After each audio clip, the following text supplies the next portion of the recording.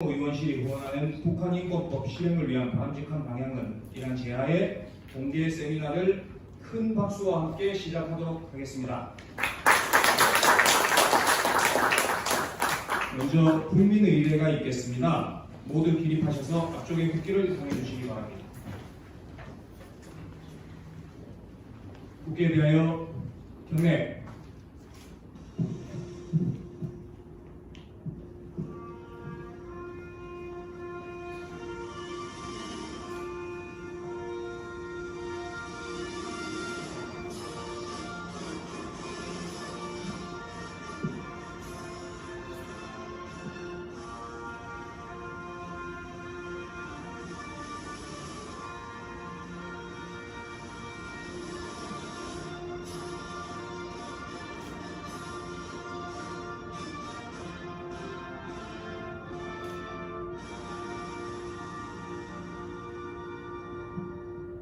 바로 다음은 순국 선열과 호국 명령들에 대한 묵념이 있겠습니다.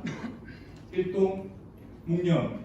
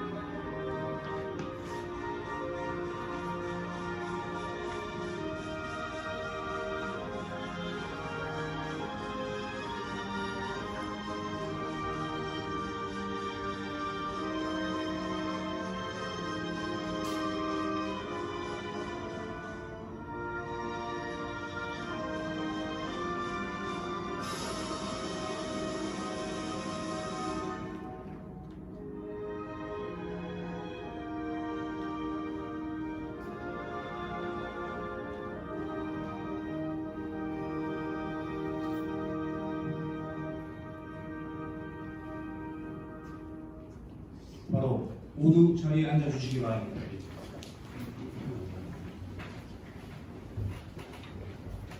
오늘 김기현 대표님의 환영사는 서면으로 대체하도록 하겠습니다. 자료집 첫 장에 환영사가 포함되어 있으니 언론인들의 많은 관심과 취재 부탁드립니다. 먼저 오늘 세미나의 공동주체인 통일연구원 김천식 원장님을 모시고 인사 말씀을 듣도록 하겠습니다. 큰 박수로 환영해 주시기 바랍니다.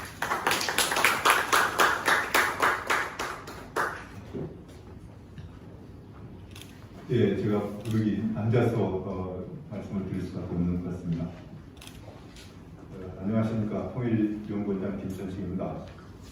오늘 여의도연구원과 통일연구원이 공동 주최하고 태영호 의원실이 주관하는 북한인권법 세미나를 개최하게 된 것을 기쁘게 생각합니다. 태영호 의원님 그리고 세미나를 공동 주최하는 여의도연구원의 박수영 원장님께 감사의 말씀을 드립니다. 사회를 맡아주신 남성욱 고려대학교 교수님과 발표 토론을 맡아주신 윤여상 북한인권정보센터 소장님, 이규창 통일연구원 인권연구실장님, 김영석 전 차관님, 최기식 변호사님, 이우태 박사님 감사합니다. 참석해주신 여러 선생님들과 취재진에게도 감사의 말씀을 드립니다. 저는 통일연구원장에 취임해서 통일연구원의 캐치프레이즈를 대한민국의 연구는 한반도와 그 부속도서로 한다와 자유민주적 기본질서에 입각한 통일로 정했습니다. 북한 주민의 인권 문제는 우리와 분리될 수 없는 문제가 되는 것입니다. 올해는 2003년 유엔 인권위원회가 북한 인권 결의를 채택한 지 20주년이 되는 매우 의미 있는 해입니다. 우리나라에서는 2005년 북한 인권법안이 처음으로 발의된 이래 11년간 여야 논의를 거쳐서 2016년 3월 3일 여야 합의로 북한인권법이 제정되었습니다. 이후 통일부 북한인권기록센터, 법무부 북한인권기록보존소가 출범하고 외교부의 북한인권국제협력대사가 임명되어 활동하고 있습니다. 그러나 북한 인권 개선을 촉진할 핵심 기구인 북한인권재단은 국회가 이사 추천을 하지 않고 있어 북한인권법 시행된 지 7년이 넘도록 출범하지 못하고 있습니다. 북한 인권 문제가 정치적 관점에서 조명되고 정쟁이 대상이 되어버렸습니다. 그러는 사이에 북한의 인권 상황은 참담합니다. 북한은 유일 영구 체제로서 주민들의 정치적 자유가 없으며 사상, 양심, 종교의 자유를 박탈당하고 있습니다. 정치법 수용소를 비롯해서 구금시설에서는 고문과 비인도적인 처우가 자행되고 있습니다. 코로나19 이후 방역조치 위반에 대해서도 공개 체험이 진행됐다는 질문이 수집되기도 했습니다. 북한 인권 문제에 대응하고 북한 주민의 인권을 증진 활동을 하기 위해서 북한 인권재단의 출범이 매우 절실한 상황입니다. 지난 4월 윤석열 대통령은 방미 중에 하버드 대학 강연에서 한 사람의 자유를 박탈을 당하고 있다면 모든 사람이 자유로운 것이 아니라고 했습니다.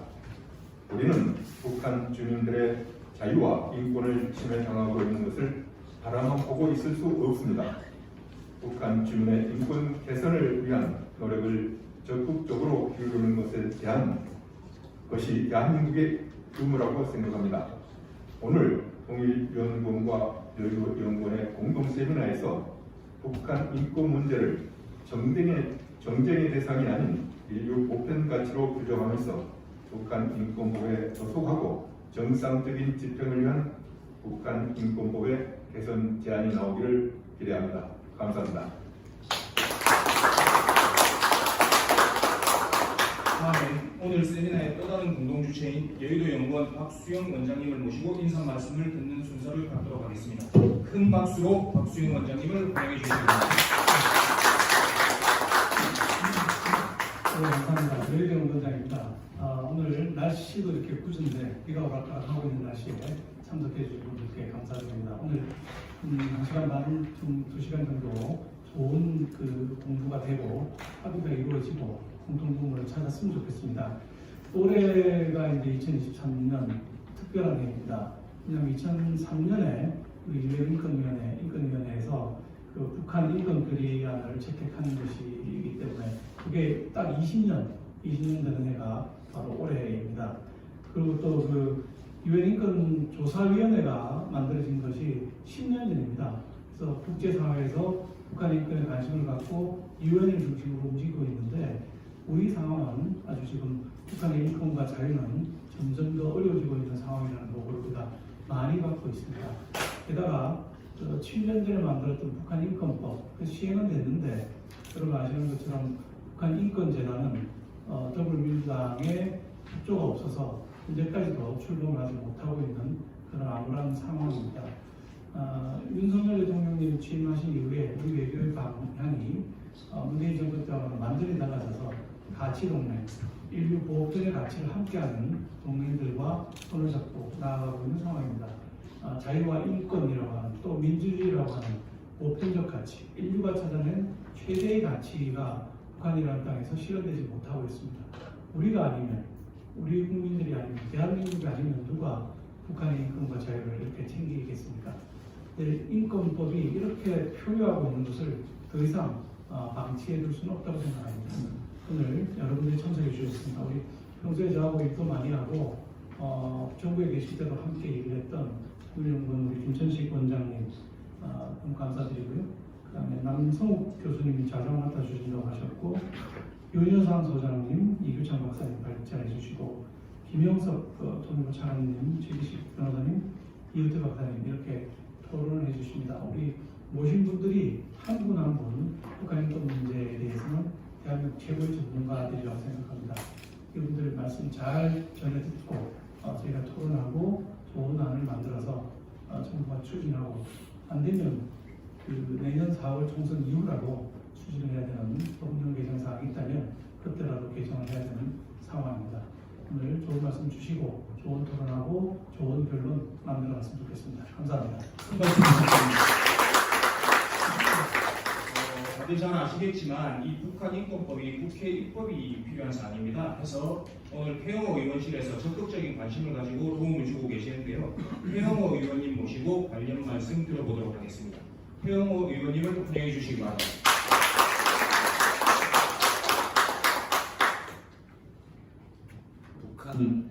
북한 인권법이 2016년도에 나왔습니다. 그래서 제가 그때 당시 북한에 있었는데요. 북한 인권법이 드디어 11년 만에 대한민국 국회에서 통과됐다. 이게 대단히 큰 뉴스로 외국 언론들도 이제 크게 보도했고, 또 이와 관련해서 해외에 있던 저를 비롯한 북한 외교관들에게도 드디어 이 북한 인권법이 우리와 같은 민족인 대한민국에서 통과되었으니 이제부터 북한 주민들의 인권 상황을 개선하기 위한 그런 새로운 동력을 부여받았다. 이렇게 저도 생각했고, 또 제가 탈북을 결심하게 된 2016년에 탈북을 결심하게 된 여러 요인들 중에 하나가 한국에 와서 이 북한 인권법이 나왔으니까 이 법에 연구해서 여러 가지 북한 주민들의 인권을 개선하기 위한 활동을 해보자. 이렇게 생각하고 제가 2016년도에 이 법이 나올 때 나왔는데요. 탈북해서 한국에 왔는데, 한국에 도착해서부터 제가 이제 대단히 새로운 현상, 아무런 현상이 이제 부딪혔습니다. 여야 합의로 법이 나왔다고 해서 이 법을 이행하는 데는 아무런 문제가 없는 줄 알고 한국에 왔는데, 이 법이 민주당이라는 거대 벽에 부딪혀서 한 걸음도 나가고 있지 못하는 이런 이제 참담한 현상을 목격했습니다.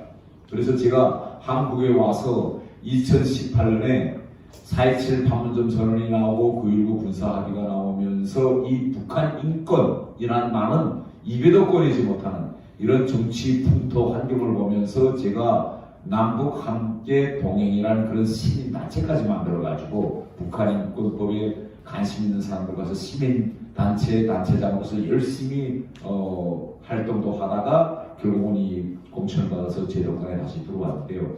21대 국회가 열려가지고 제가 외통위원으로서 지금 3년 이상째 전체 회의, 각종 회의 때마다 이 북한 인권법의 실행을 위해서 계속 이 문제 제기를 하고 있습니다. 그럼에도 불구하고 단 한 걸음도 진전이 없습니다. 여러분 다 아시겠지만 얼마 전에 통일을 위해서 북한 인권재단 출범을 위한 이사 추천을 해달라는 12번째 공문이 국회에 왔습니다. 그럼에도 불구하고 민주당에서 아무런 입장 표시를 하지 않고 있기 때문에 제가 얼마 전 대정부 질의에서 이 북한 인권재단 이사를 추천하고 하지 않고 있는 이 민주당을 향해서 대단히 강한 어조로 제가 이야기했는데, 지금 현재 우리 대한민국 국회 상황을 보면 북한 인권법을 이행해야 한다고 강한 어조로 이야기한 제가 오히려 국회 윤리위에 지금 제소된 이런 이제 상황입니다. 그래서 오늘 우리가 이 북한 인권법 이행 실행을 위한 이러한 바람직한 방향에 대해서 우리가 토의하게 되는데, 그러면 지금 현재 이 침체 상태에 완전히 사문화되고 있는 북한 인권법을 우리가 다시 되살리려면 어떤 일들을 해야 되겠는지, 여기 오늘 모든 이와 관련한 정말 대한민국에서 가장 속한 분들은 다 모였기 때문에 정말 합리적인 대안을 찾는 좋은 기회가 되기를 바랍니다. 감사합니다. 오늘 자리를 빛내주기 위해 귀한 분들이 오셨습니다.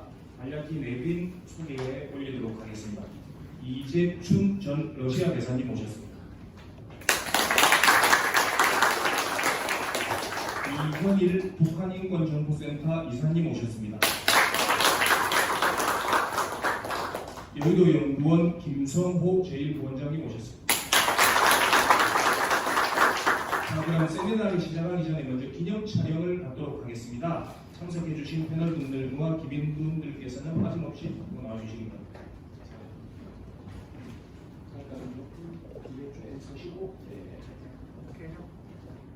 오경수 박사님.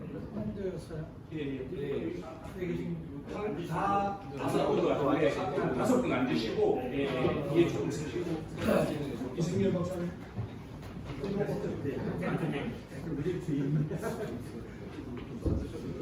한 분 더 앉으시고, 다섯 분 앉으시고, 하나, 둘, 셋 하면 촬영하겠습니다. 하나, 둘, 셋. 자, 파이팅 한번 하겠습니다. 하나, 둘, 셋 하면 파이팅 해주십시오. 북한인권법 하면 파이팅 해주십시오. 북한인권법 화이팅! 한 번 더. 북한인권법 화이팅! 네, 감사합니다. 자리 좀 정리해 주세요.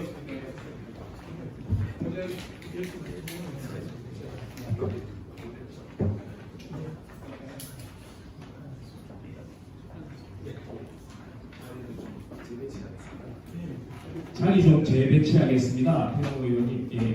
자, 우리 2부 행사에 저희 사회자분이랑 네, 예, 가운데로 좀 사회자랑 발표자 조금 가운데로 모셔야 되니까. 네.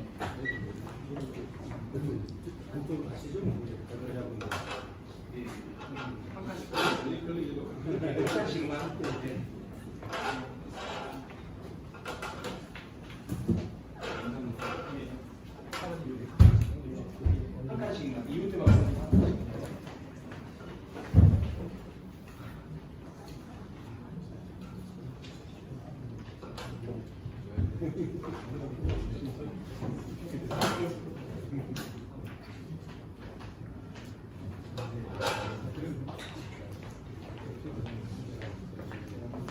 오늘 참석해주신 패널분들을 소개해드리도록 하겠습니다. 오늘 그야말로 한국 최고의 북한 인권 분야 활동가와 그리고 북한 인권법 전문가 또 당시 정부에서 책임 있는 역할을 수행해 주셨던 핵심 관계자를 이 자리에 모셨는데요. 먼저 오늘 세미나를 이끌어 주실 자장부터 소개해드리겠습니다. 한국 최고의 북한 통일 문제 석학 고려대학교 통일융합연구원 원장 남성욱 원장님을 소개하겠습니다. 다음은 발제를 맡아주실 두 분입니다. 윤여상 북한인권정보센터 소장님을 소개해드리겠습니다. 아울러 두 번째 발제를 해주실 통일연구원 이규창 인권연구실장님 모셨습니다. 이어서 오늘 토론자로 총 세 분을 모셨습니다. 먼저 북한인권법 통과 당시 청와대 통일비서관으로 관련 정책 결정 과정을 누구보다 잘 알고 계시는 김영석 전 통일부 차관님 모셨습니다.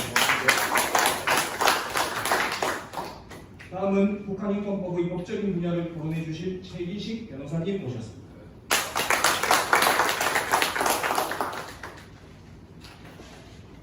마지막으로 또 한 분의 토론자로 통일연구원 이우태 박사님 모셨습니다. 다시 한번 모두 큰 박수로 환영해 주시기 바랍니다. 그럼 이제 본격적인 토론회를 위해 마이크를 남성욱 원장님께 넘기도록 하겠습니다. 원장님. 네, 오늘 진행을 맡은 남성욱입니다. 지난번에 김기현 당대표님 왔을 때는 여기 카메라가 거의 방송국이 안 보였는데 당대표님이 하니까 카메라가 조금 적은 거예요. 오히려 카메라가 적으니까 이제 집중적이고 또 실효적인 토론을 할 수 있고요.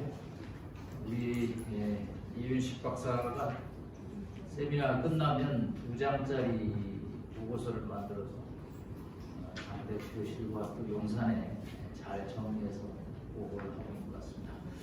자, 그러면 본격적으로 북한 인권법 실행을 위한 바람직한 방향의 세미나를 진행하도록 하겠습니다. 먼저 두 분의 토론자께서 15분 정도 발제를 해주시고요.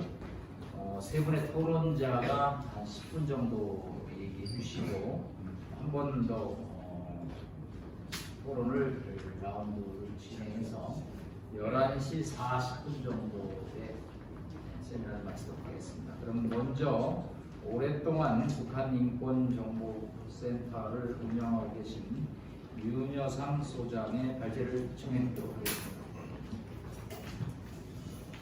네, 반갑습니다. 오늘 이렇게 여의도연구소 통일연구원 공동으로 이런 귀한 자리 마련해 주시고 옆에 계신 태영 의원님이 함께 해주셔서 좀 더 실효성 있고 모두에게 도움이 되는 그런 자리가 될 수 있다고 생각하고 있습니다. 감사드립니다.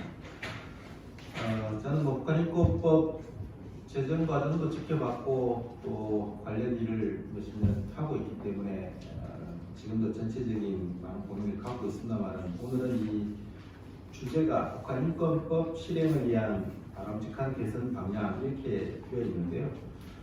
저는 두 가지로 나눠서 설명을 드리려고 합니다. 이 자리를 마련하신 분이나 이 자리에 오신 분들 모든 관점은 동일하기 때문에요. 하나는 북한인권법이라고 되어 있지만 실질적으로는 북한인권재단을 어떻게 설립해서 운영하도록 할 것인지에 대한 게 초점이 맞춰져 있는 거고요. 두 번째는 2016년 입법에 대해서 7년 동안 실행을 해온 법안인데 그 실행 과정에서 나온 여러 가지 보완 사항도 있기 때문에 법률을 어떤 법령에 대한 재개정을 하게 되면 어떤 것들을 더 추가로 보완할 것인지 그 두 가지로 나누어서 설명을 드리려고 합니다. 제가 자료 내용은 많은 분량을 써놨습니다만 이거 사실은 10년 전에, 5년 전에 써놓은 거를 글자 몇 개 바꾼 것밖에 없습니다. 제가 게으름도 있지만 대한민국 여의도 정치에 우리 민주당과 우리 양당의 북한 인권에 대한 관계되는 사안이 전혀 달라지지 않았기 때문입니다. 이대로라면 제가 5년 뒤에 다시 발표해도 연도만 바꿔도 큰 문제가 없을 만큼의 상황이기 때문에 이것이 정확한 저희들의 현실인 거죠. 아까 우리 태용 의원님 2016년 여야 합의 통과된 법안이 한국에 와서 보니까 합의 통과된 법안이 실행이 안 된다는 것에 대한 굉장히 여러 가지의 말씀하셨는데 저희도 잘 이해가 안 되는 거죠. 정치학과 입학해서 정치학 박사를 받은 지가 몇십 년인데 여야 합의 통과된 법안이 7년이 지나도 실행력을 갖추지 못해서 여당 당대표님 옆방에 최고위원 회의실에서 이런 논의를 한다는 것 자체가 저는 참 이해하기 어렵습니다. 그리고 대단히 부끄럽습니다. 북한 주민들이 부끄럽다는 이야기입니다. 먼저 북한인권재단에 대한 본심을 모두 갖고 있는데요. 이건 앞에서 우리 축사 다 말씀하셨습니다만 현재 야당이 이사를 추천해주지 않아서 지금 설립이 안 되고 있는 거죠. 인권법이 여야 합의 통과하고 만장일치라고 했지만 그때 20명의 민주당 의원은 기권했습니다. 기권하신 분들 명단을 지금 제가 한번 불러드릴까요? 지금 민주당이 가장 잘 나가고 가장 가능성이고 다선을 차지하고 있는 분들입니다. 쉽게 말해서 민주당의 핵심 정치인들은 모두 그 법안에 동의하지 않았습니다.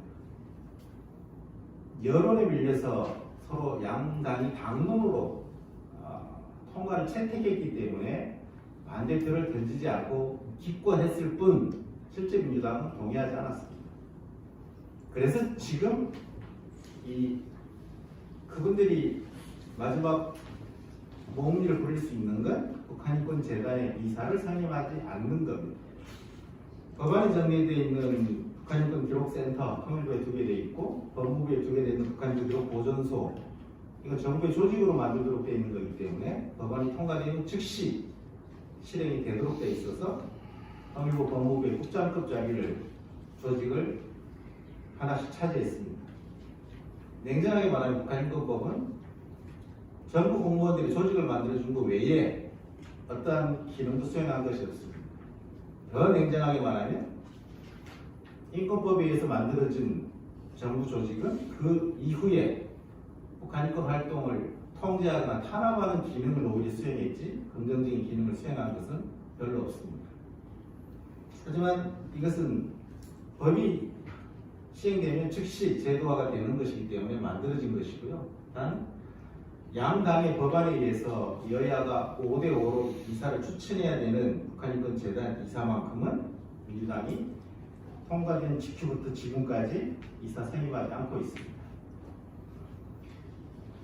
이런 상황에서 실제적으로 인권재단이 설립되려면 저는 지난번에도 여러 번 발표했었습니다만 이거 우리 정부 산하의 위원회가 수도 없이 많지만 그 중에 극히 일부만 국회의 교섭단체에서 위원을 추천하도록 되어 있습니다. 이건 예외적인 경우에만 한정되는 것. 대부분의 정부위원회는 장관이 위원 추천권을 갖고 있습니다. 그래서 대통령제 하에서 책임을 갖는 장관이 그 정권 내에서는 자신의 상황에 맞게 위원을 추천해서 위원회가 구성되는 겁니다. 근데 이 법안만큼은 여러 가지 이유상 양당이 추천하게 되어 있기 때문에요. 이 조항 저는 바꿔야 된다고 주장하는 사람입니다. 다른 이혼회와 마찬가지로 주무부처 장관이 전체 이혼을 선임하면 지금 정부에서는 지금 정부에 맞게 이혼이 구성될 거고요. 그럼 실행되는 거고, 또 다른 정권 교체가 되면 그 정권에 맞게 이혼을 추천해서 활동을 하면 되는 것입니다. 지금은 둘 다 못하게 막고 있는데 이렇게 되면 둘 다 할 수 있는 방법인 거죠. 더 내부적으로는 상임이사 자리를 못 나눴다고 이야기하지만 결국은 양당의 자리 싸움이기 때문에 대통령제 국가에서 싹쓸이 하는 거 상징 아닙니까 지금? 왜 이것만 싹쓸이를 못하고 서로 싸우고 있습니까? 냉정하게 말하면 서로 하고 싶지 않은 측면이 있는 겁니다. 그래서 저는 이 조항, 이사의 선임 조항을 장관 주무부처에서 추천권을 행사하도록 바꿔야 된다는 겁니다. 그렇게 하려면 결국 지금 이 국민의힘의 입장을 반영하려면 내년 총선에서 절대 다수당이 되어서 법을 바꾸고 그렇게 시행해야 되겠죠. 지금 누가 절대 다수당이 될 수 있지 알 수 없는 상황에서 그나마 이걸 실행을 하려면 지금 IB의 차원에 나오고 있는 재단 이사를 지금 국민의힘은 5명을 추천해 놓은 상태지 않습니까? 통일부 장관님도 2명을 추천한 상태고, 통일부 장관이 추천한 2명에다가 지금 여당이 추천한 5명을 통일부로 보내서 7명으로 12명 이원 중에 7명이면 과반수가 넘기 때문에 7명으로 먼저 재단을 설립한다. 이게 하나의 아이디어로 나와 있습니다. 근데 이것이 법률 검토 과정에서 가능한지에 대해서는 법률가들 간에 이견이 있습니다. 가능하다는 입장도 있고요. 가능하지 않다는 입장도 있죠. 원래 법률 전문가들은 법정에서 상대방을 배우면서 싸우고 다투고 있지 않습니까? 어느 쪽이 맞다고 할 수 없는 거죠. 하지만 이것이 가능하다고 해도 실종되지 않는 이유는 이 국회에서 면단을 행정부로 보내는 것은 국회의장의 권한입니다. 국회의장은 국민의힘으로부터는 면단을 받았지만 민주당으로부터는 받지 않았기 때문에 두 당의 명단이 합쳐졌을 때 송부하겠다는 입장을 갖고 있어서 지금 여당만의 명단을 보내지 않겠다는 입장으로 알려져 있습니다. 이것도 역시 국회의장 입장을 바꾸려면 국회의장을 바꾸셔야 되는 거죠. 지금 가능한 것은 이 7명으로 선 구성하는 것이지만 이것도 명단을 송부할 수 있는 권한은 국회의장의 권한이기 때문에 지금 야당 출신의 국회의장 입장을 바꾸지 않으면 불가능합니다.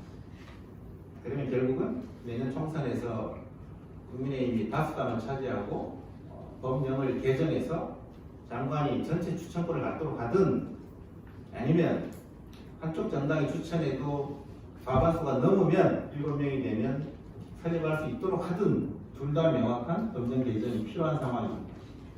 근데 우리가 좀 더 고민해봐야 되는 건요. 지금 우리가 민주당에 대해서만 비판을 하고 있지만 이 법안 2005년 처음 발의되고 11년 동안 통과되지 못했을 때 지금 국민의힘 전신 새누리당 절대 다수당이었습니다. 지금 여당이 다수당일 때도 통과시키지 않았습니다. 이건 정확한 이야기입니다. 저희들이 엄청난 비판을 했습니다. 여야가 서로 정권 개최를 하고 국회의 의석수도 여러 번 변화가 있었지만 여당이 다수당일 때도 이 법안의 적극적인 의원 극소수였고 그래서 통과되지 않았던 겁니다. 2006년 북한에서 여러 가지 군사적인 도발도 하고 핵실험도 하고 이런 전체적인 분위기에 휩쓸려서 여론에 밀려서 이것이 통과된 것이기 때문에 지금의 여당도 이 부분에 대해서 그렇게 자신만만하게 떳떳하다고 말하기 어렵다는 것입니다. 저희들의 의무는 지금 윤석열 대통령의 강한 의지가 있기 때문에 여당이 여기에 강한 드라이브를 걸고 있고 내년에 과반수를 차지하면 저희들이 생각하는 정도로 전개될 거라고 믿고 있지만 대통령실에 강한 드라이브가 걸리지 않는 조건에서 지금의 여당도 과거에 이 법안에 적극적이지 않았다는 것은 명확하게 인식하고 다음 같은 상황이 되었을 때 명확한 행동을 취해 주셔야 되는 것입니다. 저는 이 법안이 결국 북한인권 재단이 설립되려면 제가 말씀드린 두 가지 조건 중에 하나는 성립되어야 된다. 가장 바람직한 것은 결국 정권 교체는 계속되는 것이기 때문에 주무부처 장관이 전체에 대한 위원회 추천권을 갖는 게 맞다라고 보는 겁니다. 7명으로 선임하는 것은 가능할 수는 있지만 그거는 편법에 가까운 것이기 때문에 향후에 또 다른 문제를 이야기할 수 있다는 겁니다. 그래서 양당이 진정으로 북한인권법, 북한인권 재단을 설립하려면 지금 이런 자리가 국민의힘만이 아닌 민주당 지도부와 그때 기권을 한 지금 민주당 핵심 인사들이 20명이 넘는 그분들이 그대로 공천을 받아서 그대로 현직을 유지하고 있습니다. 제가 탈락된 분 거의 못 봤습니다. 그분들에 대한 설득 작업, 이 법안에 비용적이고 반대 입장을 갖는 분들에 대한 설득 작업의 수준이 북한인권 재단이 설립의 시점을 앞당기는 것이지 국민의힘 내에서의 강한 논리로는 가능성하고 관계가 없다는 것. 이 법은 민주당이 피를 쥐고 있고 거기에 동조하는 분들이 그런 사회 세력이 여기에 협조해야만 결국은 통과되는 것입니다. 냉정한 정치 현실이지 않습니까? 이것에 대한 표출이 다음 총선에서 나타나겠지만 총선 결과를 기다리기 어렵다면 이런 자리가 사회 각 세력, 이 민주당을 지지하는 분들과 그 강경한 입장을 가진 분들에게 설득 작업이 있어야만 되는 것이지 탓을 하는 것만으로는 절대 통과되지 않을 거다라는 생각을 갖고 있고요. 이왕에 법을 보완하고 개정을 한다면 좀 더 많은 부분들이 보완되어야 된다고 생각합니다. 제가 이 요약문에 13페이지 써놨는데 이런 자리 오면 누가 다 읽어보는 거 잘 없지 않습니까? 이야기 듣는 것도 바쁜데 지금 요약문 한 페이지에 첫 13쪽에 다 제가 정리해놨습니다. 지금 통일부와 법무부가 각각 조사는 통일부가 하고 보고하는 법무부가 하는 참으로 묘한 정치적 타협을 하는 건데요. 이거 당연히 합치세요. 제가 지금 살아보는 바에 의하면 공무원들 조직 손보는 게 가장 어려웠습니다. 정치를 해본 적은 없지만 어느 부처의 국단위를 없애는 게 대단히 어려운 일이겠지만 이거 적어도 운영의 효율성을 위해서는 조사와 자료관리 한 기관에서 해야 됩니다. 정확하게 말하면 북한인권법은 향후 형사처벌하겠다는 목적을 갖고 있는 건데 법안에는 목적이 전혀 나와 있지 않습니다. 당시 새누리당은 형사처벌 목적으로 이 법안을 발의한 거고 민주당은 형사처벌은 아니고 인도적 지원을 강조하기 위해서 통과시켜 준 겁니다. 그래서 법무부가 원래 맡아야 될 주무부처를 통일부하고 쪼개준 것이거든요. 이거 원 법안의 목적으로는 법무부가 맡아야 되는 겁니다. 형사처벌하겠다는데 검사가 조사를 못하고 검사가 형사처벌을 위한 서류를 만들지 못하는 지금 행정조사거든요. 검사가 통일부에 파견됐을 때도 행정조사 요원이었지 검사 역할은 아니었습니다. 이거는 목적도 기능도 맞지 않는 정말 어정쩡한 정치적 타협이었습니다. 이왕에 정치적 타협 하실 거면 한 번 더 하셔서 법무부로 통합하시는 게 맞다 정도고 정부가 보유하고 있는 그 자료 일체 외부에 나오는 법이 없습니다. 본래 정부라는 게 독점이고 규제고 통제가 몸에 배이는 것이어서 그렇지만 요즘 거버넌스 서비스 이런 개념 하지 않습니까?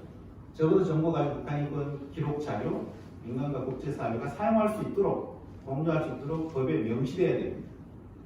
정부 관료들은 법에 명시된 것도 하지 않는 경우가 있는데 명시되지 않는 걸 찾아서 하는 경우는 태어나서 본 적이 없습니다. 그렇게 해서도 안 되는 거죠, 공직자에. 법적 근거를 만들어 주십사는 겁니다. 또 저희들 2019년 강제북송 거부 사건 저 같은 사람이 강력하게 제기하고 보수 고발도 해서 통일부 블랙리스트 1호라고 되어 있습니다만은 아직도 안 풀렸습니다. 그때 정부가 독단적으로 판단했기 때문입니다. 지금도 얼마나 더 많은 사람들이 그 전에 그런 식으로 북송됐을지 국정원 자료를 공개하지 않으면 알 수 없습니다. 이거 북한주민 송화심의위원회 같은 민간적 전문가가 참여해서 심의할 수 있는 제도를 만들어야 한다는 겁니다. 통일부 장관님이 지금 납부자 대책위원회 만든다고 되어 있지만 제북 응주 국민 송환위원회 같은 것도 역시 정부 산하에 명시적으로 두고 이것도 북한인권법에서 포함해야 된다는 겁니다. 북한인권 민간단체 협의회를 최근에 만들었습니다만 대북지원 민간단체 협의회는 1999년에 만들어서 통일부와 민관정책협의회를 1년에 2번 공식적으로 하고 있습니다. 북한인권단체는 24년 동안 이거 구성도 하지 못했습니다. 지금 이제 52개 단체가 최근에 구성을 했는데 역시 이것도 통일부가 공식적인 인정을 미루고 있습니다. 이런 부분 입법에서 명시적으로 포함시키고 정책 파트너로서의 지원과 지휘를 크게 해줘야 됩니다. 지금 북한인권 대사님이 임명이 돼서 굉장히 활발한 활동을 하고 있습니다. 하지만 이 상근직도 아니고 미국도 상근입니다. 미국 북한인권 대사가 상근인데 대한민국 북한인권 대사는 상근도 아니고 전담 보조 지원 인력도 없습니다. 이거 입법을 통해서 미국처럼 상근으로 바꿔주고 지원 인력을 추가해 주셔야 되는 거죠. 또 하나 더, 저는 북한인권 업무 납부자 국공법 이상가족 포함해서 이거 통일부가 만든 게 적절하지 않다. 결국 남북 대화 교육 협력 정상회담을 주목해야 하는 통일부가 이것을 만든 것은 어떤 상징성은 있을지 모르지만 기능적으로 합리성은 떨어진다는 생각을 갖고 있습니다. 그래서 국무총리실로 옮겨서 정치적 정권 교체에 따른 영향을 대통령실보다는 적게 받는 것 같습니다. 총리실이. 통일부보다 적게 받는 것 같습니다. 제가 보면 힘이 없어서 그런지 모르겠습니다만 적게 받는 것 같습니다. 이런 부분은 총리실에서 컨트롤하고 역할을 하고 국방부, 외교부, 통일부, 국정원 각 정부 부처에서 지원을 하는 형식으로 바뀌어야만 정권 교체에 대해서도 상대적으로 좀 덜 영향을 받고 컨트롤 타워가 명확해지기 때문에 통일부가 내놓아야 된다는 입장을 여러 번 밝힌 적이 있습니다. 마지막으로 결국 북한인권 문제는 20년 전부터 모든 정권이 동일하게 표현해 왔습니다. 정부는 국제사회와 민간단체와 협력해서 북한인권 개선을 이루겠다. 20년 넘게 모든 정부의 공통된 이런 표현이었습니다. 하지만 국제사회와 민간의 협력 잘 되지 않고 있습니다. 대통령실에서 강한 입장을 가지면 주무부처 관료들이 적극적으로 제1선에 나서고 있습니다. 그리고 민간과 국제사회는 오히려 역할이 좁아지고 기능이 축소되는 역효과를 계속 가져오고 있습니다. 대통령이 관심을 가지면 민간이 하고 있는 아이디어를 정부가 가져가는 상황이 반복되고 있습니다. 언제 관료들이 창의력 발휘해서 단기간에 성과를 내겠습니까? 이런 부분들은 입법 과정이나 국회에서 충분하게 합리적인 정책적 뒷받침이 되도록 보완해 주셨으면 하는 바람입니다. 제 발제는 여기서 마치겠습니다. 고맙습니다. 네, 윤여상 부장님 한 30년 동안 현장에서 활동하다 보니까 여러 가지 애환이 있었겠죠. 네, 충분히 이해를 합니다. 이 자료집이 아주 충실하게 되어 있는데 시간이 없어서 못 읽으실 분들은 아까 윤 소장님 발표 중에 13쪽 요약 한 장짜리라도 좀 읽으시면 방향을 빨리 잡을 수 있을 것 같습니다. 네, 이 정부와 민간이 이렇게 시너지를 내서 일하는 시스템이 현장에서는 상당히 쉽지는 않은 것 같습니다. 자, 다음은 현장에 이어서 우리 통일연구원에서 이 문제를 학술적으로 또 연구하는 통일연구원 이규창 인권연구실장 청해서 발제를 들어주십니다. 여러분 박수로 집중을 한번 하도록 하겠습니다. 네, 여러분 만나서 반갑습니다. 통일연구원의 이규창입니다. 나정 교수님도 소개해 주셔서 감사드립니다. 윤여상 소장님이 북한인권 실태 개선과 관련 전반적인 내용들을 잘 말씀해 주셨기 때문에 저는 조금 범위를 좁혀서 논란이 되고 있는 북한인권 재단 이사 선임 규정, 또 정부적 분권 두 가지에 포커스를 맞춰서 말씀드리겠습니다. 한 15분 내외로 발표를 마치겠습니다. 처음에 제목을 여전히 심각한 북한인권 문제를 했는데 이거 뭐라고 써야 될지 하여튼 참담한 암울한 이거 뭐라고 하는지 모르겠는데 여전히 심각한 북한인권 문제로 썼고요. 2003년 구 유엔 인권회의가 북한인권 결의를 채택한 지 20년 됐고 또 유엔 북한인권 조사위원회 COI가 설립된 지 10년이 되는 해죠. 그래서 제가 COI 보고서를 다시 보면서 북한에 대해서 어떤 권고를 했는지 쭉 봤는데 지금 바뀐 게 없습니다. 정치적, 제도적 개혁을 실행하라고 했는데 바뀐 게 없고요. 정치범 수용소 여전히 5곳에 한 10만에서 8만에서 12만 명 수용되어 있고요. 형사법제, 북한 인권 문제 그 대부분이 북한 형사법제에 기인하죠. 그래서 개선되는 게 없고 오히려 통제, 처벌만 강화가 되고 있습니다. 북한의 인권 개념이 있긴 하지만 우리 보편적인 인권 개념과 북한에서 말하는 인권의 개념은 너무나 다르죠. 또 사상 양심의 종교 자유도 기능성 규정이기 때문에 윤리 정책이기 때문에 전혀 인정이 되지 않고 오히려 더 통제가 강화되고 있는 양상을 보이고 있습니다. 차별 관련도 계속 종식하라고 시에서 권고를 했는데 또 전혀 개선의 기미가 없고요. 취약계층 보호, 이상적 특상봉, 낙국자, 탈북자, 특히 집교소에서 탈북 여성들의 그 강제 납세나 영아 살해 이런 문제들이 계속 보고가 되고 있죠. 대부분 건국상은 이행되지 않고 있습니다. 다만 이제 여성차별 협약의 유보 조항이 3개가 있었는데 그 중에 2개 조항을 처리를 했고요. 유엔 장애인관리협약을 기준하고 이행보고서 제출 이 정도만 10월 보고서의 건국상을 이행한 정도고 나머지는 개선된 게 없고 오히려 이제 더 인권이 악화되고 있는 것 같습니다. 우리 원장님이 말씀하셨지만 공무미 비행도적 처우가 지금 자행되고 있고요. 또 코로나19 발생 전후에서 사회 통제가 악화되고 있는 것 같습니다. 저희도 북한인권 백서를 위해서 탈북민 조사를 계속하고 있는데 이 비상방역법이 있죠. 이게 조항 보면 3개 조항에 대해 3개 범죄에 대해서 사형을 처할 수 있도록 되어 있습니다. 근데 실제로 면담해 본 결과 방역수칙을 위반해서 공개 처방을 받다는 이런 증언도 수집이 되고 있습니다. 이런 내용들은 저희가 정리해서 12월 연말에 북한인권 백서에 담을 생각이고요. 또 제가 뒤에 말씀드리겠지만 군중신고법에 이어서 방송사상문화 대개혁법, 청년교육보장법, 평양문화법 이런 게 계속 제정을 해서 우리는 헌법 4조에 자유적 기본질서에 입각한 평화적 통일을 하라고 되어 있는데 북한은 오히려 기밀성 김정인주의를 더 강화를 하고 오히려 김정의 개인 우선화를 법제화해서 오히려 반대 방향으로 나가고 있는 거죠. 두 번째, 국회 이사 추천론 미행을 추가하면서 북한인권 재단에 대해서 보겠습니다. 우리 북한인권법이 2005년에 처음으로 발의돼서 11년 만에 제정이 됐고, 그래서 통일 북한인권 기록센터, 법무부 북한인권 기록 보존소, 국제협력 인권 대사가 이런 데서 활동을 하고 있죠. 근데 북한인권법의 가장 핵심이라고 할 수 있는 북한인권 재단이 출범을 못하고 있습니다. 그 이유는 이사 선임 규정 때문에 그렇죠. 이게 북한인권법 역할인 임무는 북한인권법 10조 3항에 적어놨습니다. 남북 북한인권 10대 간의 조사 연구 등 중요한 역할을 인권재단이 하고 있죠.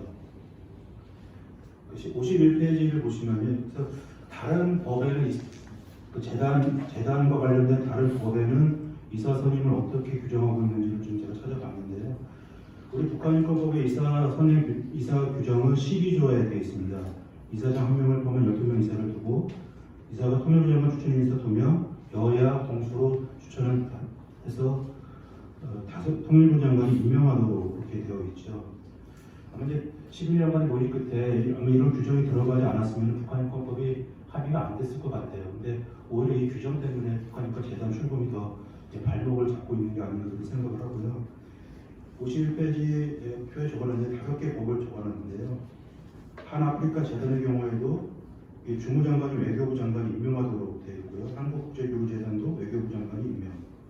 한국국제보건의료재단도 이사장의 추천을 받아서 보건복지부 장관이 임명. 동북아 역사재단도 교육부 장관이 이사장의 추천에 의해서 외교부 장관이 협의를 거쳐 임명. 또 우리 북한인권 주민 지원재단, 남북 하나재단이죠. 여기는 이사장의 추천에 따라서 통일부 장관이 주무장관이 임명하도록 되어 있는데 우리 북한인권법이 이사장만 상당히 지금 이례적으로 이렇게 돼 있고 이것 때문에 출범을 못하고 있는 거죠. 그래서 제 생각은 다른 법률의 이사 선임 규정처럼 이사장의 추천을 받아서 주무장관이 통일부 장관이 임명하는 게 어떨까 하는 생각입니다. 그래서 53페이지에 적어놨는데요. 개정안 12조에 재단에는 이사장 1명을 포함한 12명 이내 이사를 두며 이사는 이사장의 추천을 받아 통일부 장관이 임명한다. 이렇게 좀 개정을 하면 좋겠다는 생각을 좀 해봤습니다. 그다음 52페이지 이사장 선임 규정인데요.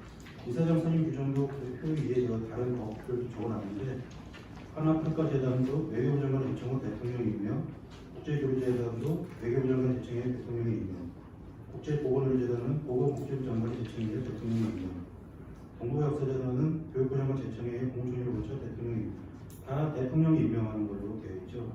다만 예외적으로 북한이탈 주민재단, 남북하나재단만 북한이탈 주민 문제에 관한 학식과 경험이 풍부한 사람 중에서 이사회 제청으로 통일부 장관 임명, 요거만 조금 다르게 되어 있습니다.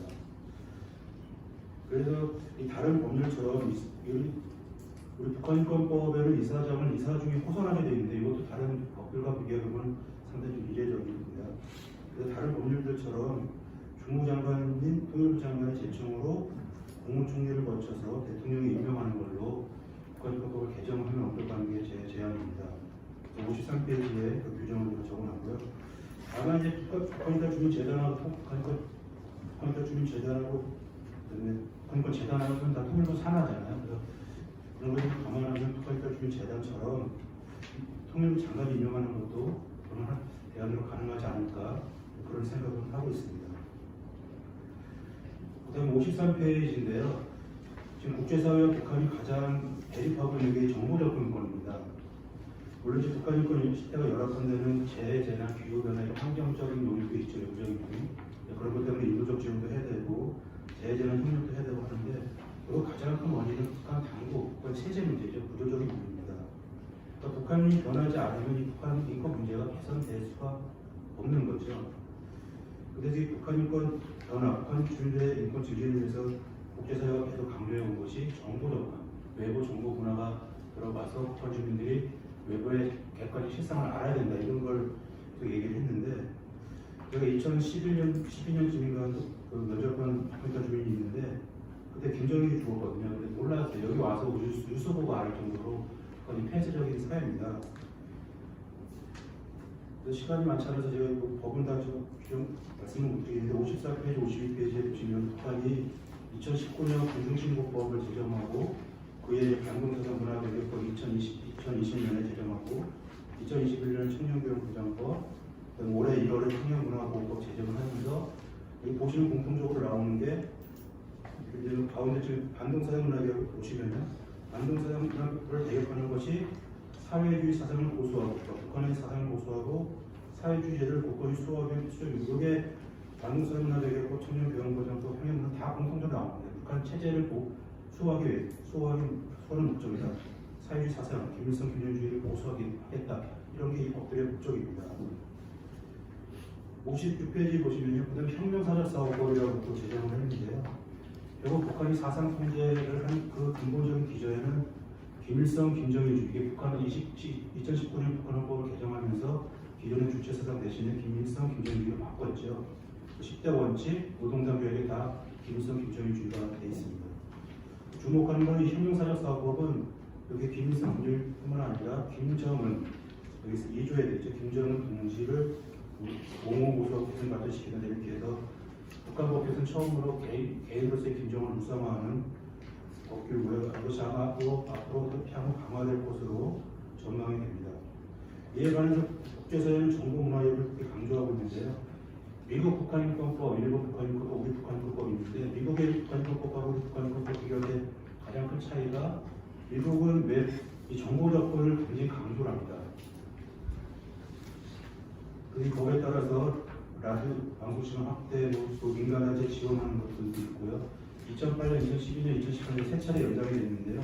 그러면서 정보전 57페이지에 보시면 정보전달 매체를 USB나 소형 SD 카드, 오디오 플레이 등으로 점점 더 구체화, 확대화하고 있습니다.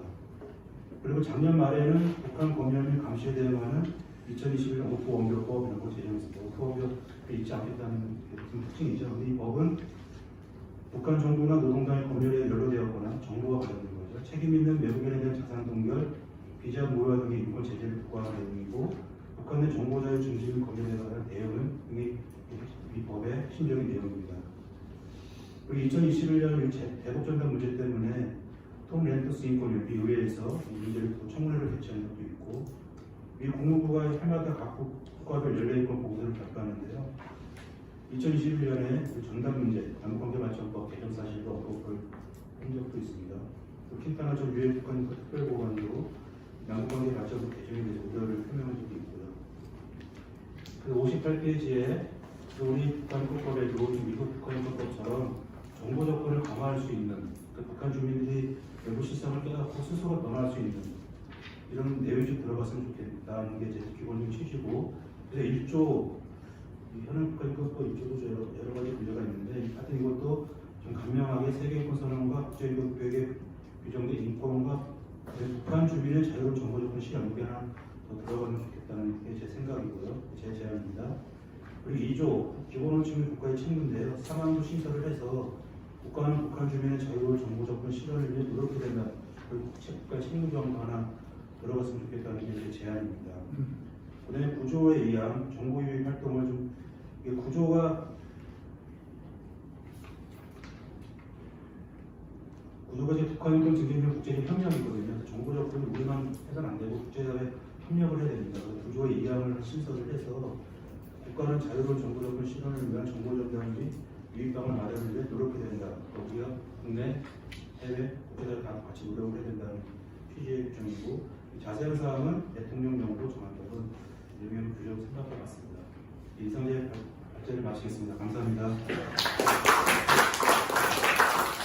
네, 학술적인 정리와 함께 또 이 법 개정안에 대해서 상세하게 안을 내주셨습니다. 내년에 뭐 일이 좀 잘 돼가지고 국회에서 논의할 때 우리 정 박사께서도 생산적인 논의라고. 제가 관심을 갖는 것 중에 하나가 9조 2항의 정보 유입 활동 방안인데, 이거 CIA가 많이 하는 거거든요. 근데 우리 국정원은 뭐 정치적인 영향을 받아서 대북 정보 유입 활동이 했다가 안 했다가 그러는데, 이걸 좀 법에 명시해서 북한 주민들이 새로운 눈을 뜰 수 있도록 하는 데 대해서 절대적으로 필요한 아이디어라고 생각합니다. 자, 다음은 세 분의 토론자를 모시도록 하겠습니다. 우선 첫 번째 토론자는 김영석 전 통일부 차관입니다. 예, 청와대 통일부서관 또 통일부에 계시면서 이 문제에 관해서 아주 정책적으로 많은 고민을 했습니다. 저희가 또 이야기를 들어보도록 하겠습니다. 10분 이내로 해주시면 좋을 것 같습니다. 부탁드립니다. 예. 좀 전에 남성 수장님 말씀하신 대로 제가 북한 인권법 제정 당시에 2016년에 제가 이제 그 전에 그리고 2015년부터 정부 여당 중심으로 해서 북한 인권법 제정이 시도가 됐습니다. 그래서 그때 그 당시에 제가 당의 수석 전문위원으로 나와 있는 상황에서 인권법 제정과 관련해서 이제 그때 당시에 야당하고 실질적으로 이제 서로 협의했습니다. 그때 신년조 이제 통일 통상위원회 간사님이 계셨고, 그다음에 저쪽 야당에서는 이제 신재원 의원이 되어서 참여했습니다. 그래서 그때 그 당시에 상황을 이제 말씀을 드리고, 그다음에 이제 현실적인 제안을 이제 말씀드리겠습니다. 왜냐하면 모두에 여러분들이 말씀하셨지만 인권법은 제정됐지만 이제 실행되지 않는 이제 근본적인 요인이 제정 당시에 있었던 그런 쟁점자는 여전히 유효하기 때문에 이런 상황을 과연 어떻게 할 거냐라는 거겠습니다. 기본적으로 오늘 윤여상 소장님하고 이창 실장님이 이제 제시하신 여러 부분에 대해서, 그리고 또 인권 증진 그리고 인권법 그리고 시행력 제고하기 위한 제안에 대해서 적극 공감하면서도 현실적으로 실행되기를 기대한다는 말씀을 우선 드립니다. 당시 이제 정부 여당, 그러니까 2015년과 그다음에 16년, 이제 처음에 2005년부터 나왔지만은 거의 뭐 동력이 없었습니다. 이제 그게 아까 우리 윤여상 소장님께서 말씀하신 대로 이제 몇몇 의원분들이 발의를 하셨지만 이제 소위 그 국회 차원에서 여기에 대한 그 공감대 그리고 이게 좀 시급성 부분이 약했죠. 그런데 2015년, 16년 되면서 이제 북한이 핵개발 그리고 유엔 안보리 제재결의 위반 행위를 지속적으로 하고 북한 인권 시스템에 문제가 있다.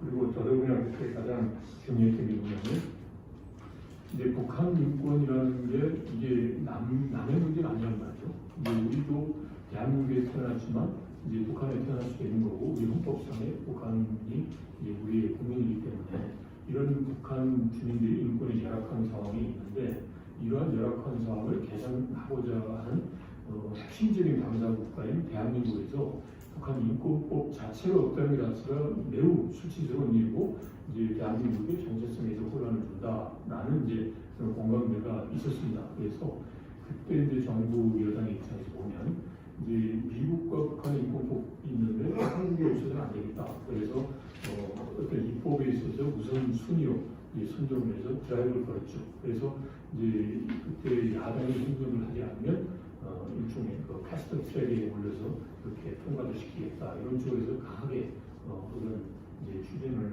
이제 했었다라는 점을 일단 말씀을 드립니다. 이제 이렇게 하면서도 기본적으로 이제 그 야당하고도 협력을 많이 했습니다만은 야당에서 했던 게 이제 이거 같아요. 우선은 먼저 한 게 이게 북한 인권 문제를 제기를 하면 남북 관계에 부정적 영향을 주는데 이걸 제정을 한다는 것은 이제 남북 관계를 포기하고 이제 북한을 압박하기 위한 게 아니냐 뭐 이런 게 이제 일단 첫 번째 내세였어요. 그래서 그때 그 당시에 정부 여당에서는 인권이라는 것은 남북 관계가 남북 관계가 연결될 수 있는 이제 변수가 아니고 그냥 인류 보편적인 가치이기 때문에 이런 이야기해야 되는 거고. 그리고 인류와 북한 간의 인권 대화를 했던 것처럼 남북 간의 인권 대화를 할 수 있다. 그리고 인권에 보면 이제 북한에 반발을 하는 정치범 수용소라든지 그런 그 소위 자위권에 해당되는 사항도 있지만 인도적 지원이라든지 보건권, 여성, 장애인 이런 이제 소위 그 사회권과 관련된 부분도 있기 때문에 인권 제기하면 이제 북한이 반발해서 남북 관계가 어려움이 있다라는 것은 이제 받아들일 수 없는 거고 설령 그렇게 하더라도 해야 된다라고 했고 이제 이걸 이제 야당에서 더 이상 이제 제기를 못하니까 남북 인권 대화라는 쪽을 주장함으로써 합의에 이르렀다라는 걸 말씀드립니다. 그 다음에 이제 또 하나는 기본 이런 거죠. 지금 우리 북한 인권 이제 정부도 그렇고 민간도 그렇습니다만은 북한 인권이라고 하는 그 무대는 두 개로 판이하게 나뉩니다. 그러니까 소위 말해서 잘 아시는 것처럼 사회권을 존중하는 분들, 그러니까 대북 인도적 지원을 강조하시는 이제 그런 이제 분들이 있고 또 하나는 이제 소위 정치범 수용소, 이제 탈북 내 강제 입송 같은 이제 자유권을 중시하는 이제 이 두 가지의 그런 큰 흐름이 어떻게 보면 이제 각기 지금 움직이는 이제 상황이 있습니다. 어떻게 보면 인권을 두 개를 다 알아야 되는데 이제 그러다 보니까 이런 생존권과 관련된 사람은 이제 그런 쪽에 이제 지중을 하시는 분들은 소위 자유권 쪽을 강조하는 분들과는 좀 이렇게 서로가 이제 접근법이 좀 다른 거죠. 이제 그런 게 이제 현실적으로 지금도 좀 보입니다만 그때 그 당시에 아주 첨예했어요. 그래서 아까 윤여당 소장이 말씀하신 이제 기권을 이제 했던 20년이 아마도 그런 취지가 아닌가 싶습니다. 그러면서 이제 마치 북한 인권하면 이제 그때 정부 여당이니까 이제 자유권 중심으로 해서 북한을 이제 일종의 네이밍 쉐이밍하는 거 이런 식으로 압박하는 게 아니냐라고 해서 그때 정부 여당은 인권이라는 것은 세계 인권선언에 나온 것처럼 이제 소위 사회권과 자유권을 다 아우르는 거다.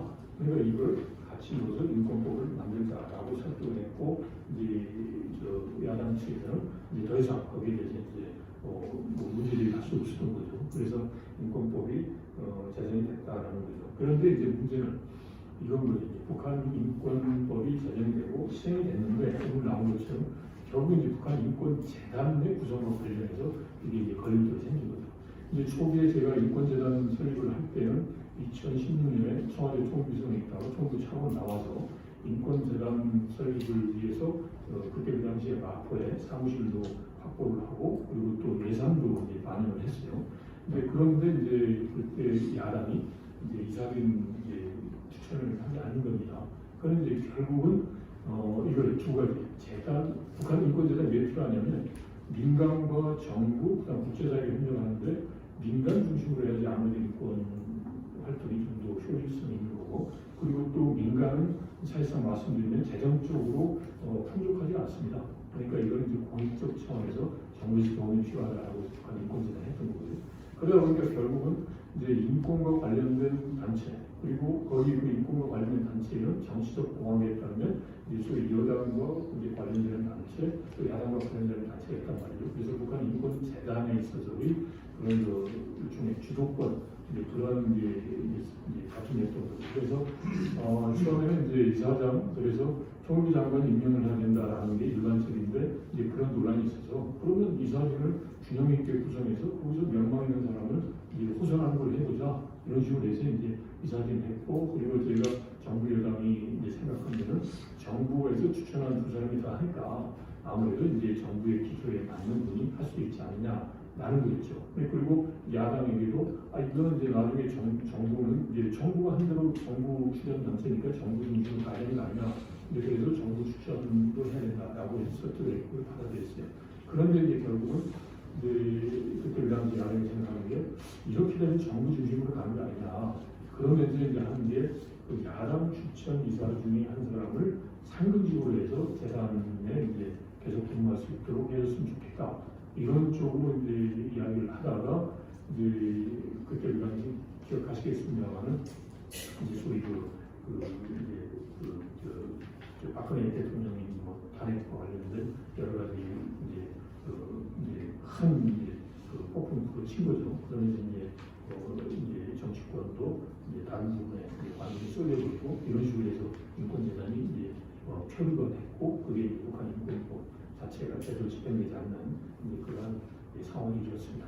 그래서 제 판단에는 그때 그 당시에 그 분위기, 그 흐름이 여전히 있다라고 생각을 하고 있고요. 그리고 조금 전에 두 분이 밝혔을 내용대로 그게 개정이 되면 좋겠지만 이제 제가 보면 현실적으로 지금 정기국회 마지막 차원에서 보면 과연 이게 개정이 될 수 있을까? 그리고 아까 이준영 소장님 말씀하신 대로 핵심적인 그 역할을 하는 그 야당 인사들이 있는다고 해서 어려울 수도 있겠다라는 생각이 듭니다. 그렇지만 일단은 우선 그 정부 여당에서 북한 인권법을 이제 시행하기 위한 개정에 대해서 우선순위에 두고 그때 2015년, 16년에 했던 것처럼 이제 좀 반드시 입법을 해야 되겠다라는 이제 정부와 여당에서부터의 그 이제 확고한 그 의지가 일단 중요한 것 같고요. 그 다음에 또 하나는 이제 반대가 예상되는 야당의 국회의원들을 대상으로 해서 우리 북한 인권 문제, 민간 단체나 우리 국민적 시민 이제 단체 차원에서 일종의 이제 그런 그 재정에 대해 협력을 요청하는 그런 다양한 그런 활동을 할 필요가 있다 싶습니다. 그런데 이런 가운데서 하다 보면 이제 만약 이제 내년 총선 이후 총선도 되면 막 되고 난 다음에 인권법을 제일 우선으로 하기는 어려울 거란 말이죠. 그러면 앞으로 1년 이상을 또 이제 지금과 같은 상황으로 되고 그럼 마냥 기다릴 수밖에 없다는 거죠. 그래서 저는 이제 차선책을 한번 현실적으로 제안을 해보고 싶습니다. 그렇게 하기 위해서는 일단은 이제 야당이 이사 추천을 64페이지입니다. 이사 추천을 하지 않는 그런 명분이 있습니다. 그 명분을 우선 약화시키자. 그 명분은 뭐냐면 이제 이사를 추천하는데 정부 여당은 소위 자유권과 관련된 소위 말해서 가능성 인사를 이제 추천을 이제 하고 그리고 또 이제 반대로 자기들은 이제 소위 사회권과 관련된 이제 소위 뭐랄까 좀 이제 북한과의 그런 되게 북한이 싫어하는 이제 그런 쪽은 이제 안 하는 이런 쪽으로 이제 할 거기 때문에 그렇게 되면 이제 가능성 위주로 되고 그리고 또 파행이 된다 이게 이제 하나의 이제 논리예요. 그러면 이걸 이제 깨뜨리기 위해서 우선 그러면 정부와 이제 정부도 그럴 거고 여야가 이사를 추천할 때 이제 균형 있게 하자. 그러니까 자유권에 해당되는 인사, 그 다음에 이제 사회권에 해당되는 인사, 그리고 북한 인권이라고 하는 그 실상을 제대로 이야기할 수 있는 사람. 이렇게 해서 여야가 이렇게 정말 인권과 관련된 균형적인 인사를 추천하자. 그리고 정부도 이제 민간에서 여야가 추천할 수 있는 인사는 제외하고 정부만이 할 수 있는 거. 그러니까 인권 준수를 위해서도 정부가 해야 된단 말이에요. 그러니까 정부 내에서 인권과 관련된 활동을 한 뭐 행정력이 있는 인물. 그리고 또 이제 국제사회와의 협력이 필요하니까 국제사회 협력을 했던 인물. 그래서 정부 추천과 여야가 추천하는 인사를 좀 균형 있게 해서 그러면 이제 아무래도 이 인권과 관련된 분들은 이제 정치적인 그런 연관성도 있겠지만 이제 서로 모이면 이제 나름대로 인권에서 이제 공감대를 형성을 합니다. 저도 실제로 15년, 16년에 민간단체 자유권, 그다음 사회권 관련된 인권 대화에도 많이 참여를 하고 이야기를 했는데 이제 그분들 사이에서 공감대가 이루어질 그 여지가 많더라고요. 그래서 일단 이런 방향이 하나가 있고 그 다음에 또 하나는 조금 더 이제 정부나 여당이 큰 틀에서 생각을 해볼 필요가 있을 것 같아요. 일단은 재단을 출범시키는 게 중요합니다. 그렇다면 이제 이런 상황에서 소위 정책 그 부총장이라는 걸 이제 두어서 소위 그 야당이 추천하는 이사 중에 한 사람이 정책부총장을 시켜주겠다라는 거죠. 그래서 예를 들어서 정부에서 추천하는 이사장하고 사무총장이 이제 만약에 들어서 소위 자유권을 강조하는 인사가 된다. 그러면 아무래도 이제 그분들의 그 이제 기본적인 이제 지향점이 있으니까 그 균형을 맞추기 위해서 이제 소위 그 이제 사회권과 관련된 분이 이제 정책부총장을 하면 아무래도 이제 북한 인권 문제가 나름대로 좀 균형 있게 할 수도 있겠다 라는 겁니다. 그리고 이제 중요한 것은 이제 그 소위 이 사회에서의 그런 그 정책 결정도 되지만 상시적으로 활동하는 인권재단의 상국의 구성이 중요합니다. 그래서 상국 직원들을 과연 그 북한의 인권의 전문가, 북한 인권 민간단체 활동과 그다음에 북한 인권의 직접 관련자들이 적절하게 참여를 해서 그러니까 지금 민간에서 이제 열악한 상황에서 하시는 분들이 조금 좀 이제 소위 풍찬도 속에서 이제 뭔가 이제 그 지붕이 있는 이제 그런 데서 와서 활동할 수 있도록 해주는 게 좋겠다는 겁니다. 그리고 오늘 그 두 분이 현장에서 말씀하신 것 중에서 몇 가지 좀 말씀을 드리고 싶어요. 우선 이제 주방부처 변경 문제인데 윤 여당 소장께서 말씀하신 게 충분히 이해합니다.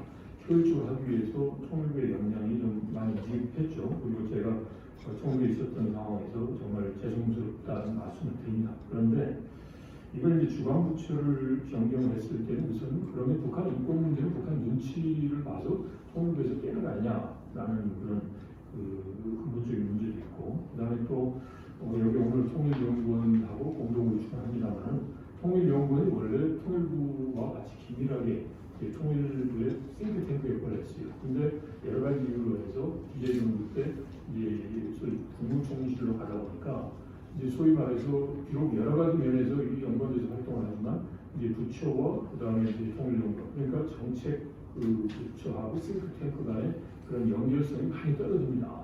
그러다 보니까 이제 지금도 여전히 통일연구원을 통일부하고 이렇게 협력해서 하자라는 논의가 있습니다. 그래서 북한 인권 문제의 효율적 활용 이제 그런 측면에서 보면 총리실로 가면 아무래도 이제 그게 떨어지겠다라는 거고요. 그다음에 이제 북한 인권기록센터하고 보존소 통합 문제인데 전적으로 동감합니다. 그리고 그때 그 당시 했던 이유는 인권이 꼭 북한의 어떤 가해자에 대한 처벌만을 이제 하는 그 인권만을 다루는 게 아니다. 그러니까 처벌은 아니고 사회적으로 체계적인 문제도 있잖아요. 북한 주민들의 인권이 열악한 게 그래서 꼭 이제 사법적인 처벌만을 대상으로 하는 인권 침해 상황만 보는 건 아니고 이제 그보다 더 넓은 포괄적인 것도 다루는 거니까 그래서 이거를 이제 통일부에서 북한 인권 기록센터로 해서 포괄적으로 다루고 그 중에서 이제 사법적 처리가 필요한 독일의 사례처럼 그런 경우가 이제 우리 법무부의 북한 인권 기록 보존소로 이제 협력하고 입원해서 관리를 하자라고 했습니다. 그래서 두 기능이 좀 이제 그런 취지를 잘 살려서 협력을 하면 할 수 있는 문제가 아닌가 싶기도 합니다. 그 다음에 또 하나 이제 우리 이규창 실장님이 이제 정보 접근권 보장인데 요거 100% 동의하고 이런 게 들어갔으면 좋겠다라고 생각합니다. 그런데 그때 그 당시에 했던 거는 뭐냐면 구체적인 북한 인권과 관련된 여러 사안을 하나하나 법률에 담는 게 어렵습니다. 아까 말씀드린 대로 여야 간의 북한 인권에 대한 이제 생각도 다른데 이걸 하나 넣고 매번 이제 막 이제 다툼의 소지만 있고 그래서 이걸 이제 결과물을 낼 수 없다라고 해서 이런 구체적인 것은 이제 북한 인권 재단이 설립되는 거기서 논의하고 이제 북한 내에서 인권 승진 자문회라는 이런 식으로 해서 풀어가자라고 했던 거거든요. 그래서 그런 점도 추가로 말씀드립니다. 자, 마무리하겠습니다. 북한의 인권은 인류 보편적 가치 문제이자 북한 주민은 헌법상 대한민국 국민이고 특히나 우리 이산가족들의 이제 전자공 상황에서 보면 이제 북한 인권 문제를 소위 남의 문제다라고 보는 것은 잘못된 것 같고요. 내 자신의 문제라는 인식해서 북한 주민의 인권 침해를 조금이라도 예방하고 덜어줄 수 있는 노력을 하는 게 당연한 인간적인 도리가 책무라고 생각합니다. 그리고 북한 인권 문제를 제기하지 않는다고 해서 남북 관계가 좋아진다는 것은 정말 근거가 없는 정말 나약한 그 희망사항이죠. 자유민주주의 인권 등 보편가치 실현에 앞장서는 글로벌 중추 국가로서의 대한민국 정체성을 훼손시키는 어떻게 보면 비겁한 사고다라고 생각합니다. 아무쪼록 조속하게 2016년 제정된 북한 인권법이 완전하게 이행돼서 열악한 인권 사항에 처해 있는 북한 주민들의 고통이 해소되고 자유와 민주, 인권이 보장되는 체제에서 살고 있는 북한 주민의 희망이 실현되기를 바라겠습니다. 네, 마치겠습니다. 네, 감사합니다. 당에서 수석 전문위원 하시고 또 청와대 비서관, 또 통일부 차관을 역임하시면서 이 문제에 관해서 현장에서 경험했던 내용들이 아주 상세하게 설명해 주셨습니다. 이걸 들으면서 제가 요즘 국가교육위원회에 관여를 하고 있는데 그게 이제 민주당 정부에서 법이 통과됐습니다. 우리나라 교육 정책을 중장기적으로 대안을 제시하는 거. 저는 북한 분야만 양극화가 된 줄 알았더니 우리나라 교육 분야도 정말 첨예하게 대립을 합니다. 민주당에서 법을 통과시켰으니까 뭐 민주당이 이 기구를 통과시키지 않을 수 없죠. 그래서 이배용 전 이화여대 총장님이 이제 위원장을 맡았습니다. 자, 밑에 이제 진통이 있는 거죠. 그래서 상근이사를 양 당에서 한 번씩 모셔다가 이제 하고 위원을 또 구성할 때도 거의 동수로 합니다. 또 밑에 운영하는 데서도 또 공동위원장 체제로 합니다. 한 달에 한 번 회의를 하는데 진행이 잘 안 돼요. 대한민국의 교육을 두고도 뭐 그렇게 이견이 갈리는. 그러다 보니까 요즘은 아예 회의하기 전에 2시에 회의하는데 12시에 모여서 작전을 좀 수립해서 2시에 회의에 가는 그 일이 발생하는데 인권재단은 뭐 출범도 하지 못했으니까 아직 거기까지 되는데 이거를 하여튼 뭔가 좀 다른 양상으로 좀 발상의 전환을 하지 않으면 참 어렵겠다는 생각을 합니다. 자, 두 번째 토론자는 우리 최기식 법무법인 산지 변호사님이십니다. 어떻게 변호사님 토론 오셨나부터 궁금해하실 분들이 있는데 우리 최 변호사님은 검찰에 계실 때 북한 인권 문제에 많은 관심을 가졌습니다. 그래서 제3대 북한 인권 기록 보존소장도 역임했고요. 하여튼 이 문제에 관해서 아주 큰 관심을 갖고 있습니다. 지난 1월부터는 경기도 과천읍 의원 국민의힘 당협위원장을 맡고 있습니다. 혹시 끝나고 난 다음에 과천이랑이 아시는 분이 있습니다. 최 변호사님 연락 주시면 최 변호사님 당선되면 뭐 6월 이후에 이거 아마 총력을 다하실 것 같습니다. 예, 토론 부탁드리겠습니다. 반갑습니다. 지금 방금 소개받은 최기식 변호사입니다.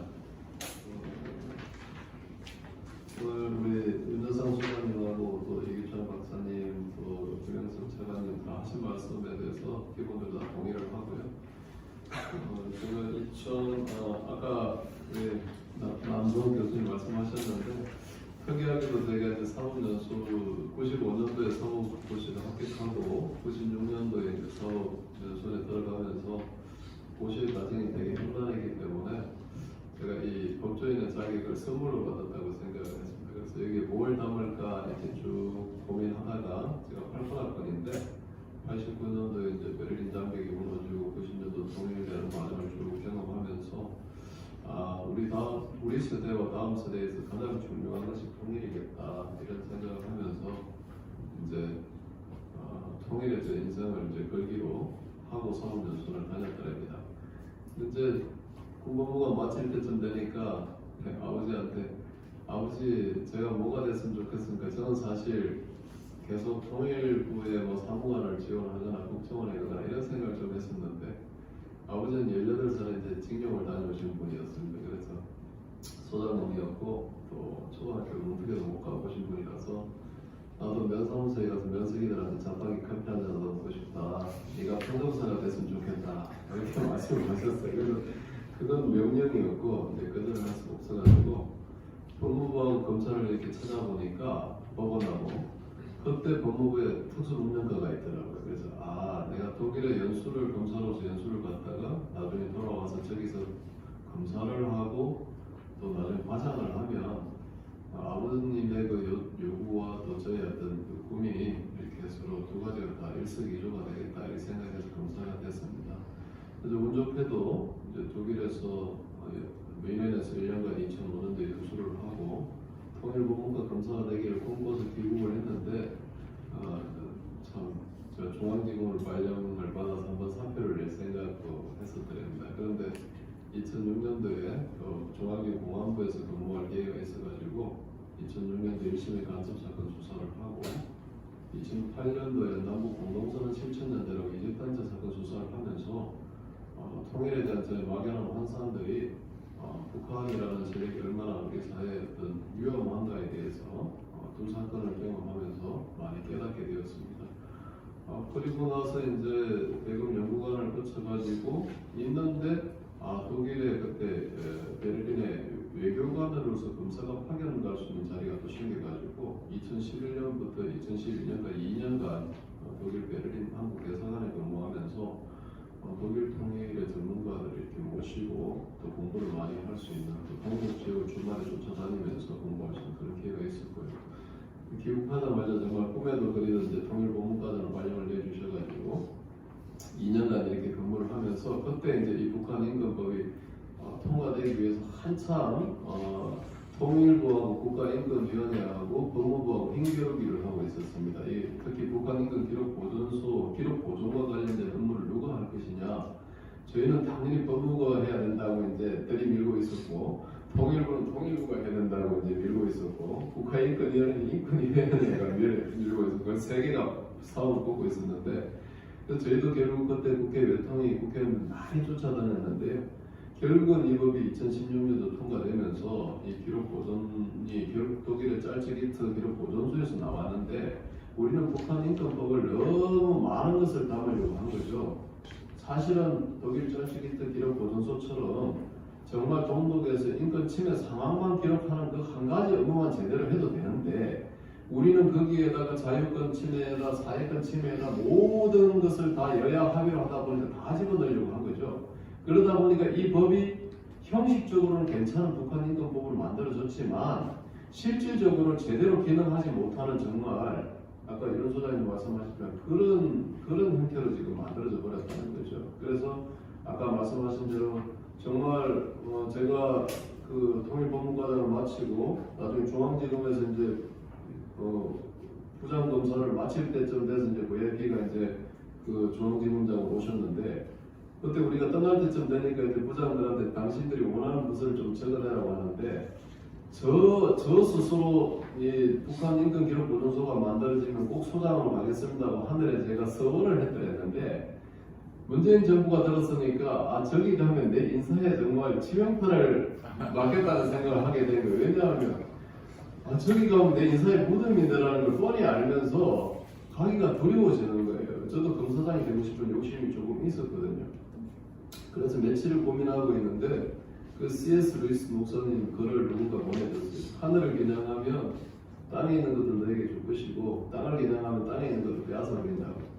근데 그때 저에게 있어서 북한 인권기록보존소장의 자리는 하늘을 겨냥하는 자리였습니다. 정말 누가 알아주지도 않고 내 인사에서 치명타를 가할 수도 있지만 내가 서원했던 자리고 누군가는 사명감이 있는 사람이 저 자리에 가서 저 초석을 제가 2대 소장으로 갔었거든요. 초석을 닦아놔야 된다는 생각으로 정말 제가 거기 가겠습니다 하면 이제 지원을 해서 가서 1년을 지내는 동안에 어떤 일이 있었냐면 제가 열심히 그때 이제 민간단체들하고 하고 모든 통일부에서 오는 자료들을 3개월에 한 번씩 받아서 그걸 데이터베이스 하는 작업들을 싹 다 했었답니다. 그런데 그 작업을 진행하는 중에 어느 날 우리 직원이 와서 얘기를 했어요.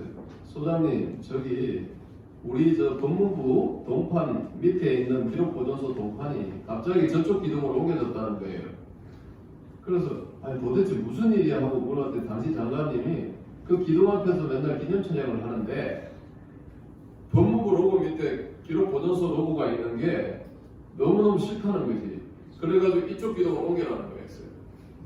그게 지난 정부 법무부 장관의 북한 인권에 대한 시각이었습니다. 첫 번째. 두 번째.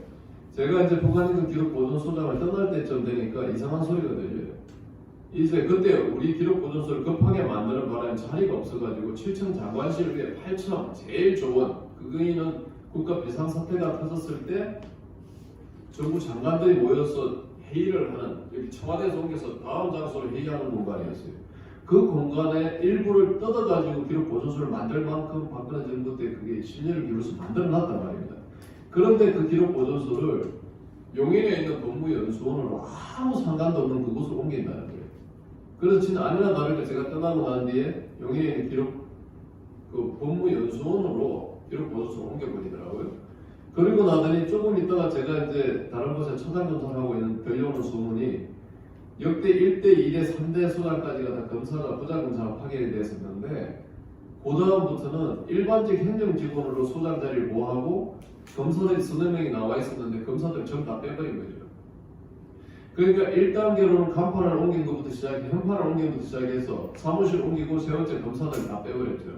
그게 지난 정부 시절 북한 인권에 대한 시각인 거죠. 이런 것들을 염두에 두고 지금 북한 인권 재단을 출범시키는데 민주당이 협조할 수가 있겠습니까?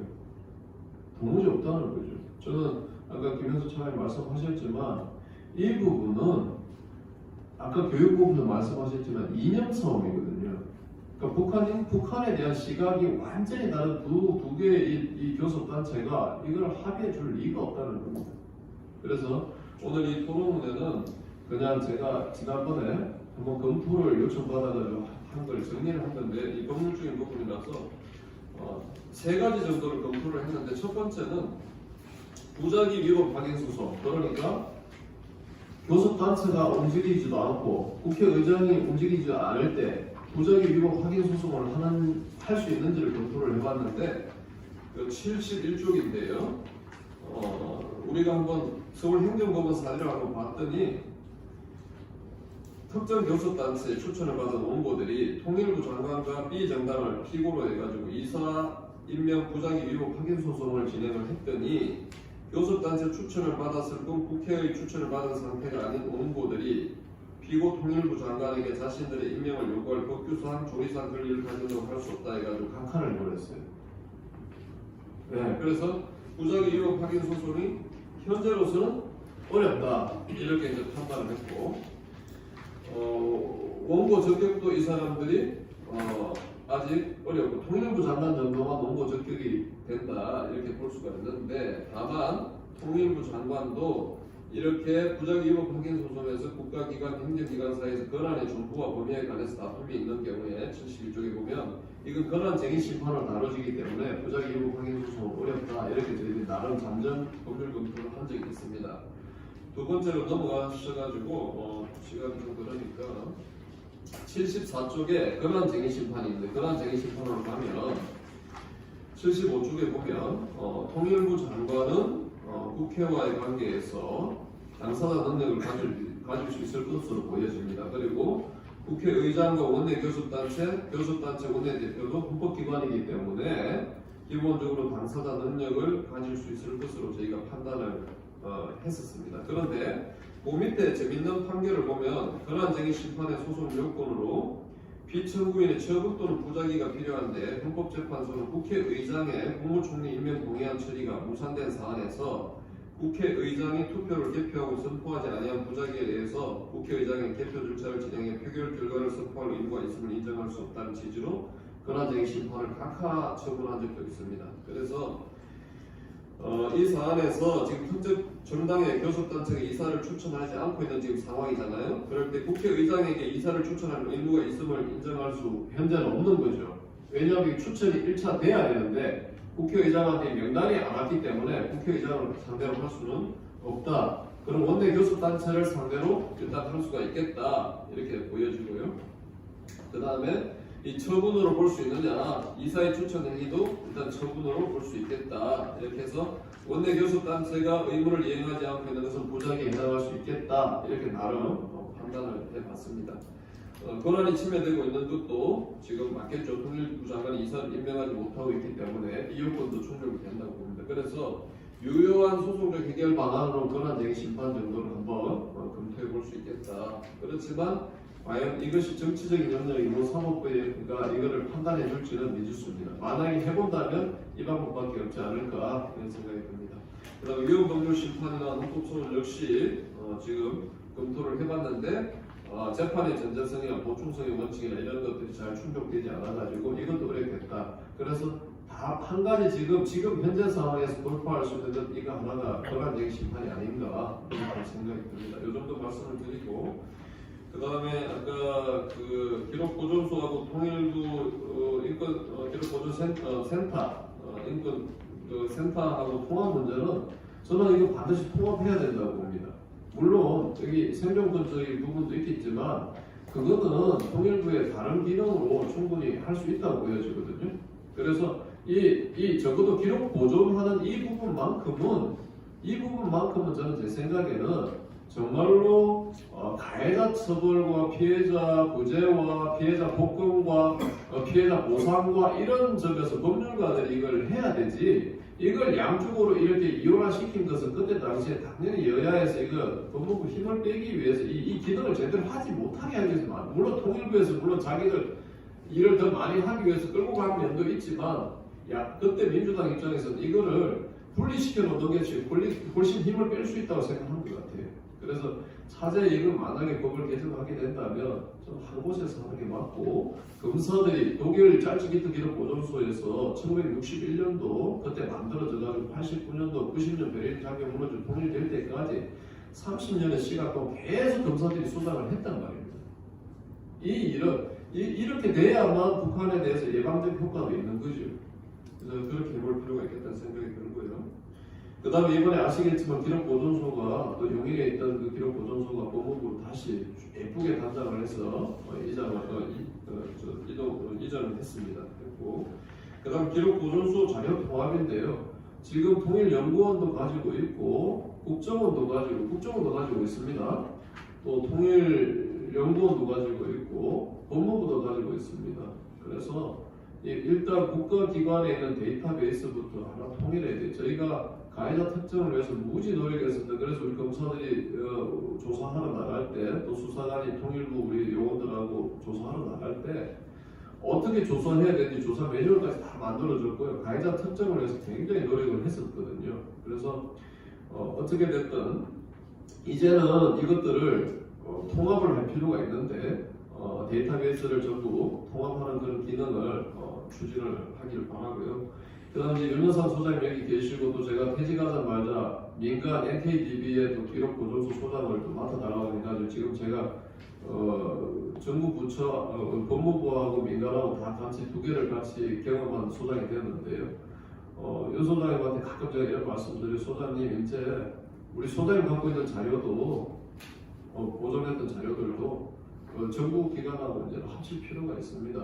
저는 그렇게 생각을 해요. 그래서 정말 국가 정부에서 우리 그동안 고생했던 우리 NKTV에 어떠한 대가가 필요한 대가를 지불하고서라도 그 데이터들을 받아서 이제 하나로 통일할 때가 왔다 이렇게 생각하고 거기에서 숙련된 요원들이 있다면 기록보존소 요원들을 터치하고 또 NKTV의 고유한 또 기능을 또 계속 수행해 나갈 수 있도록 또 역할을 부여해주고 이런 것들이 필요하지 않을까 이런 생각이 듭니다. 이상입니다.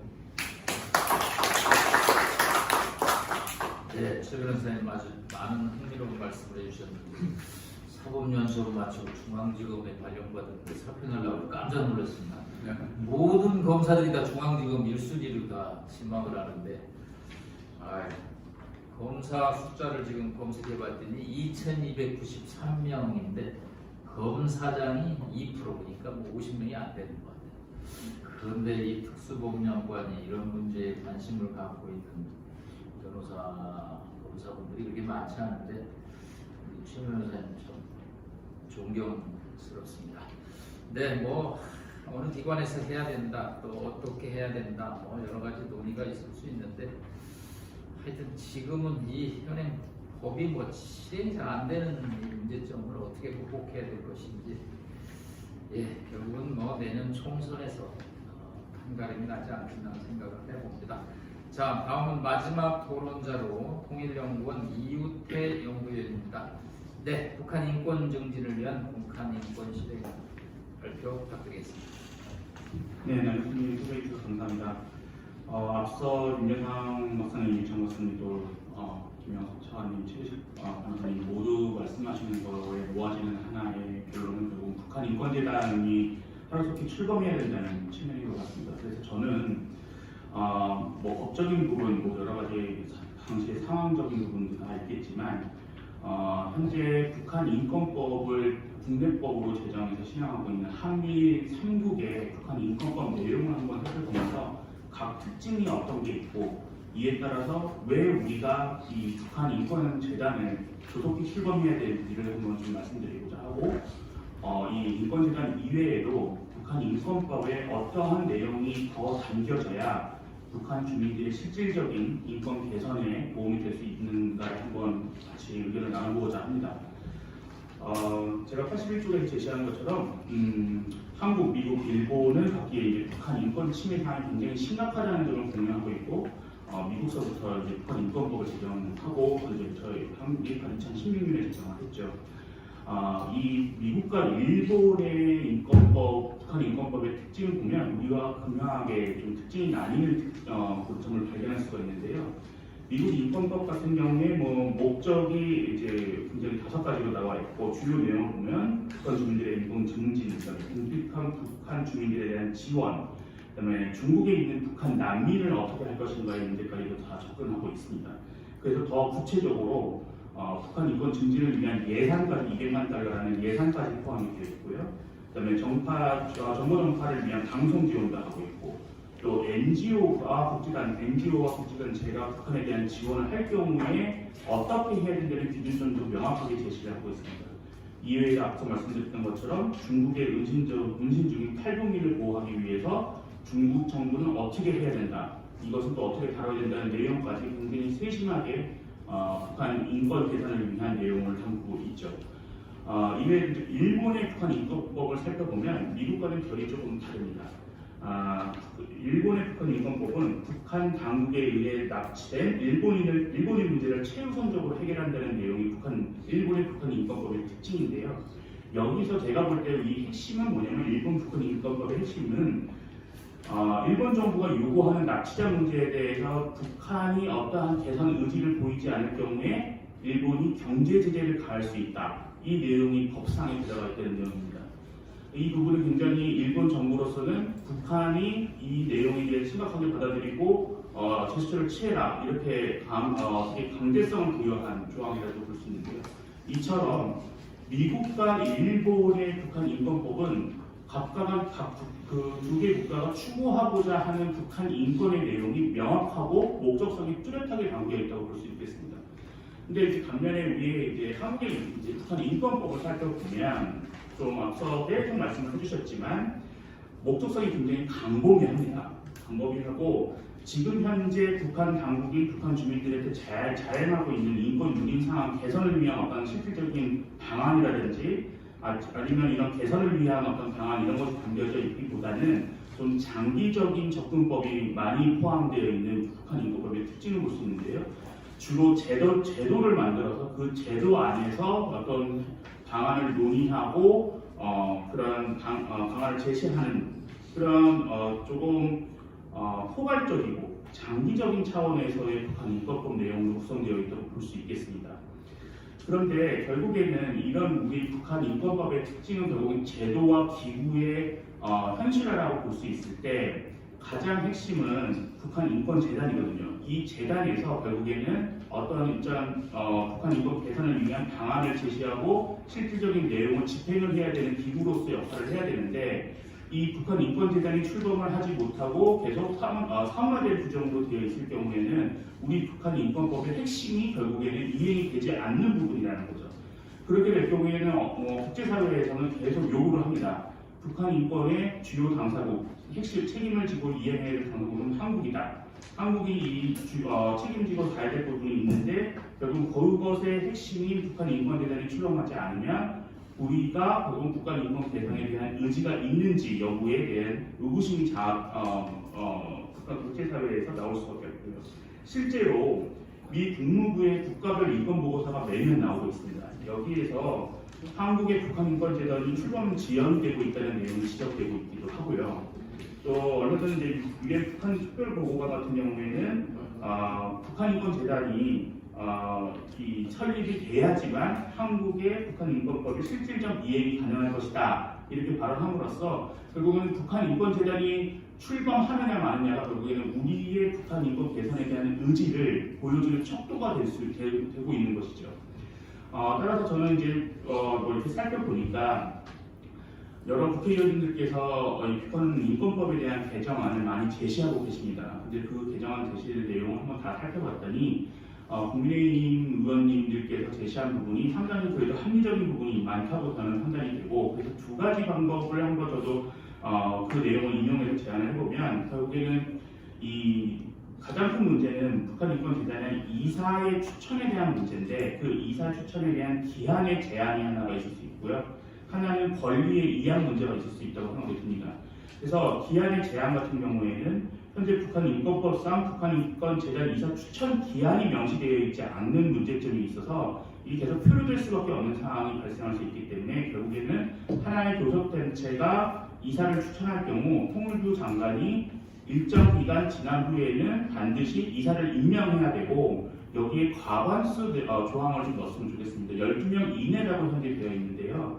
이사 추천이 과반수 이상이 될 경우에 재단이 출범할 수 있다, 출범한다 이런 내용으로 좀 기한의 제한을 두면 조속한 출범이 이루어질 수 있지 않을까 하는 생각도 해보고, 권리의 이양 부분은 조금 어떻게 보면은 지금 이 북한인권재단 이사를 추천하는 걸 거부하고 있는 교섭단체가 조금 반발할 수 있는 내용이긴 하지만, 교섭단체가 지명하지 않는 일정 기간이 지나도 지명하지 않는다면 그 이사 추천권을 다른 교섭단체나 또는 북한 인권 관련된 중립적인 기구가 추천을 할 수 있도록 그 권리의 이양을 명시함으로써 반드시 기간 내에 교섭단체들이 결국 이사를 추천하도록 유도하는 이런 방안이 필요하지 않을까 이런 생각이 들고요.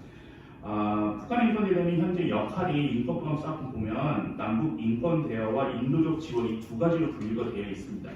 그런데 이 두 가지 내용이 상당히 재단이 출범하지 않았기 때문에 그런 면도 있겠지만 상당히 너무 포괄적이고 애매모호한 내용으로만 담겨져 있습니다. 결국은 미국과 일본의 북한 인권법 내용을 보면 굉장히 구체적이고 어떠한 예산관이 담겨져 있는 부분이 있을 때 좀 더 이것이 구체화되어야 되는 부분이 있다고 보여지고요. 마지막으로 이제 인권재단 출범 이외에도 이 북한 인권 개선을 위해서 조금 법률이 개정되어야 되는 부분을 좀 말씀을 드리고자 하면, 앞서 이규창 실장님께서 말씀하신 대로 북한 주민을 대상으로 하는 정보 유입, 그다음에 인도적 지원 방안, 이것도 굉장히 중요합니다.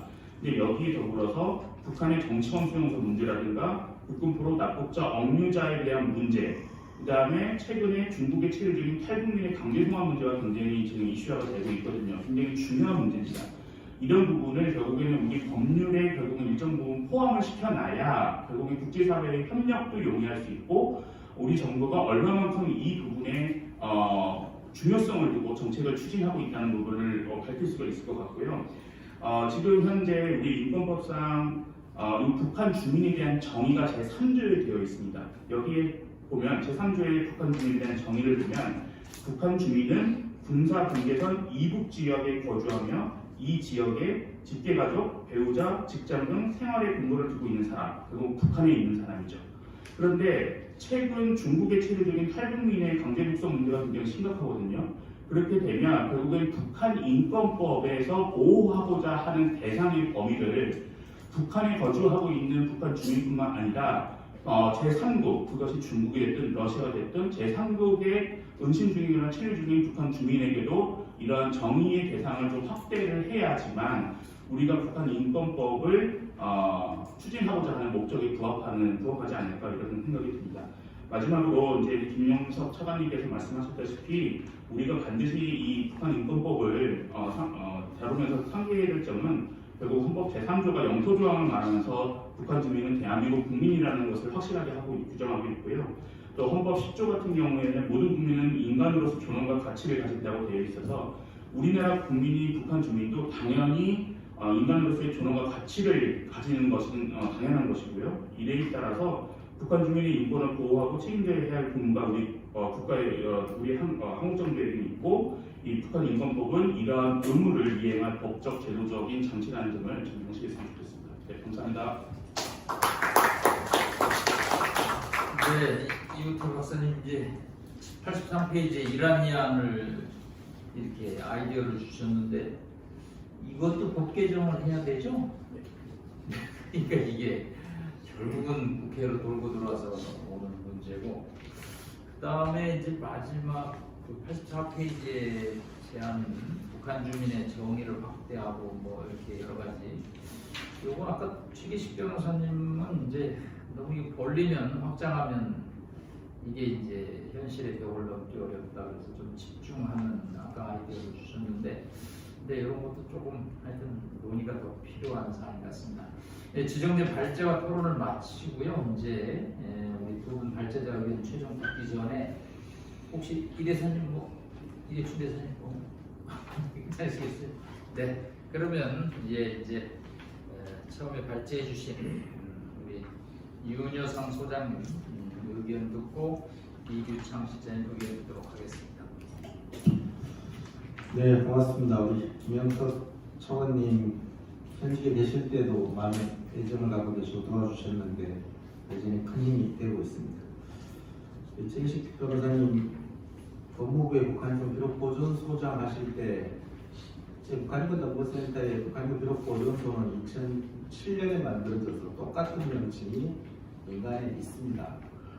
정부는 민간이 만들어 놓은 걸 똑같이 답습하는 걸 지금 하고 있는데요. 법무부가 그 뒤에 만들어서 제가 만났을 때 현직을 마치시면 꼭 저희 민간에 북한인권 보존 소장직을 맡아주시다 부탁을 드렸는데 그때 약속하시고 지금 저희 NKDB 북한인권 보존 소장직을 갖고 계십니다. 법무부의 북한인권 보존 소장직과 원래 있는 민간의 북한인권 보존 소장직 둘 다를 아마 열림하신 거의 유일할 수 있는 내려오는 손을 해주시고 이우태 실장님 말씀 잘 들었고요. 처음 이야기했듯이 결국은 북한인권 재단을 빨리 잘 만들어서 기능을 잘 수행하는 게 모두에게 필요하다는 것인데 결국 야당의 벽이 지금 제도적으로 시도적으로 너무 높아서 내년 총선이 아니면 법 개정이 아니면 방법이 별로 없다. 그게 결론인 것 같습니다. 저는 좀 다른 생각을 갖고 있는데요. 2006년에 북한인권법이 발의되고 2016년 통과되는 11년 동안 저희들이 통일부에 북한인권 관련한 다양한 의견, 사업들을 제시했었습니다.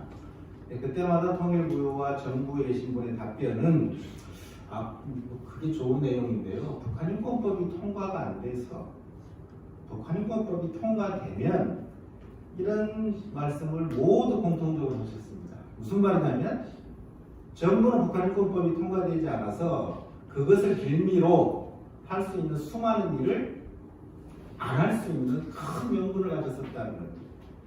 다시 북한인권법 통과되지 않는다고 해서 못할 일이 뭐가 있습니까?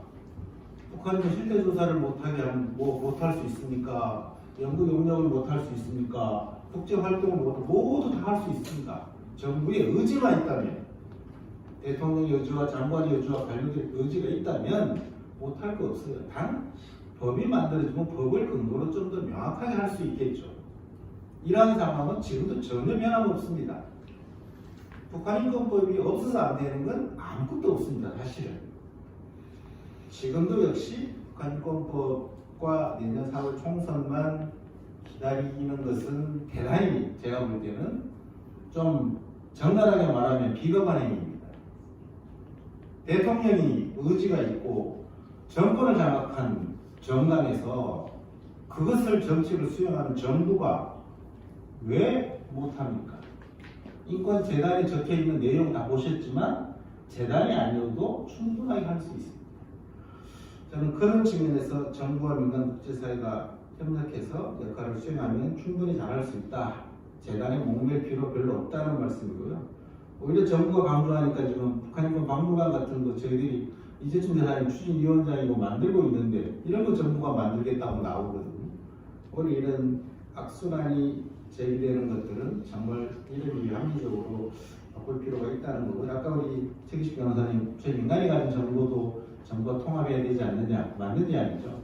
사용되어져야 될 때는 분명히 통합되어져야 됩니다. 단 적나라하게 말하면요, 지금 저희가 가진 데이터의 양은 정부기관이 가진 양, 정부가 지금 통일부, 법무부 저희 가진 양이 3%, 2%도 되지 않습니다. 실제로 저희 연구원이 농담으로 그러죠. 정부과 민간으로 통합하는 게 합리적이죠. 무슨 98%를 2%로 통합하냐. 이게 현실입니다.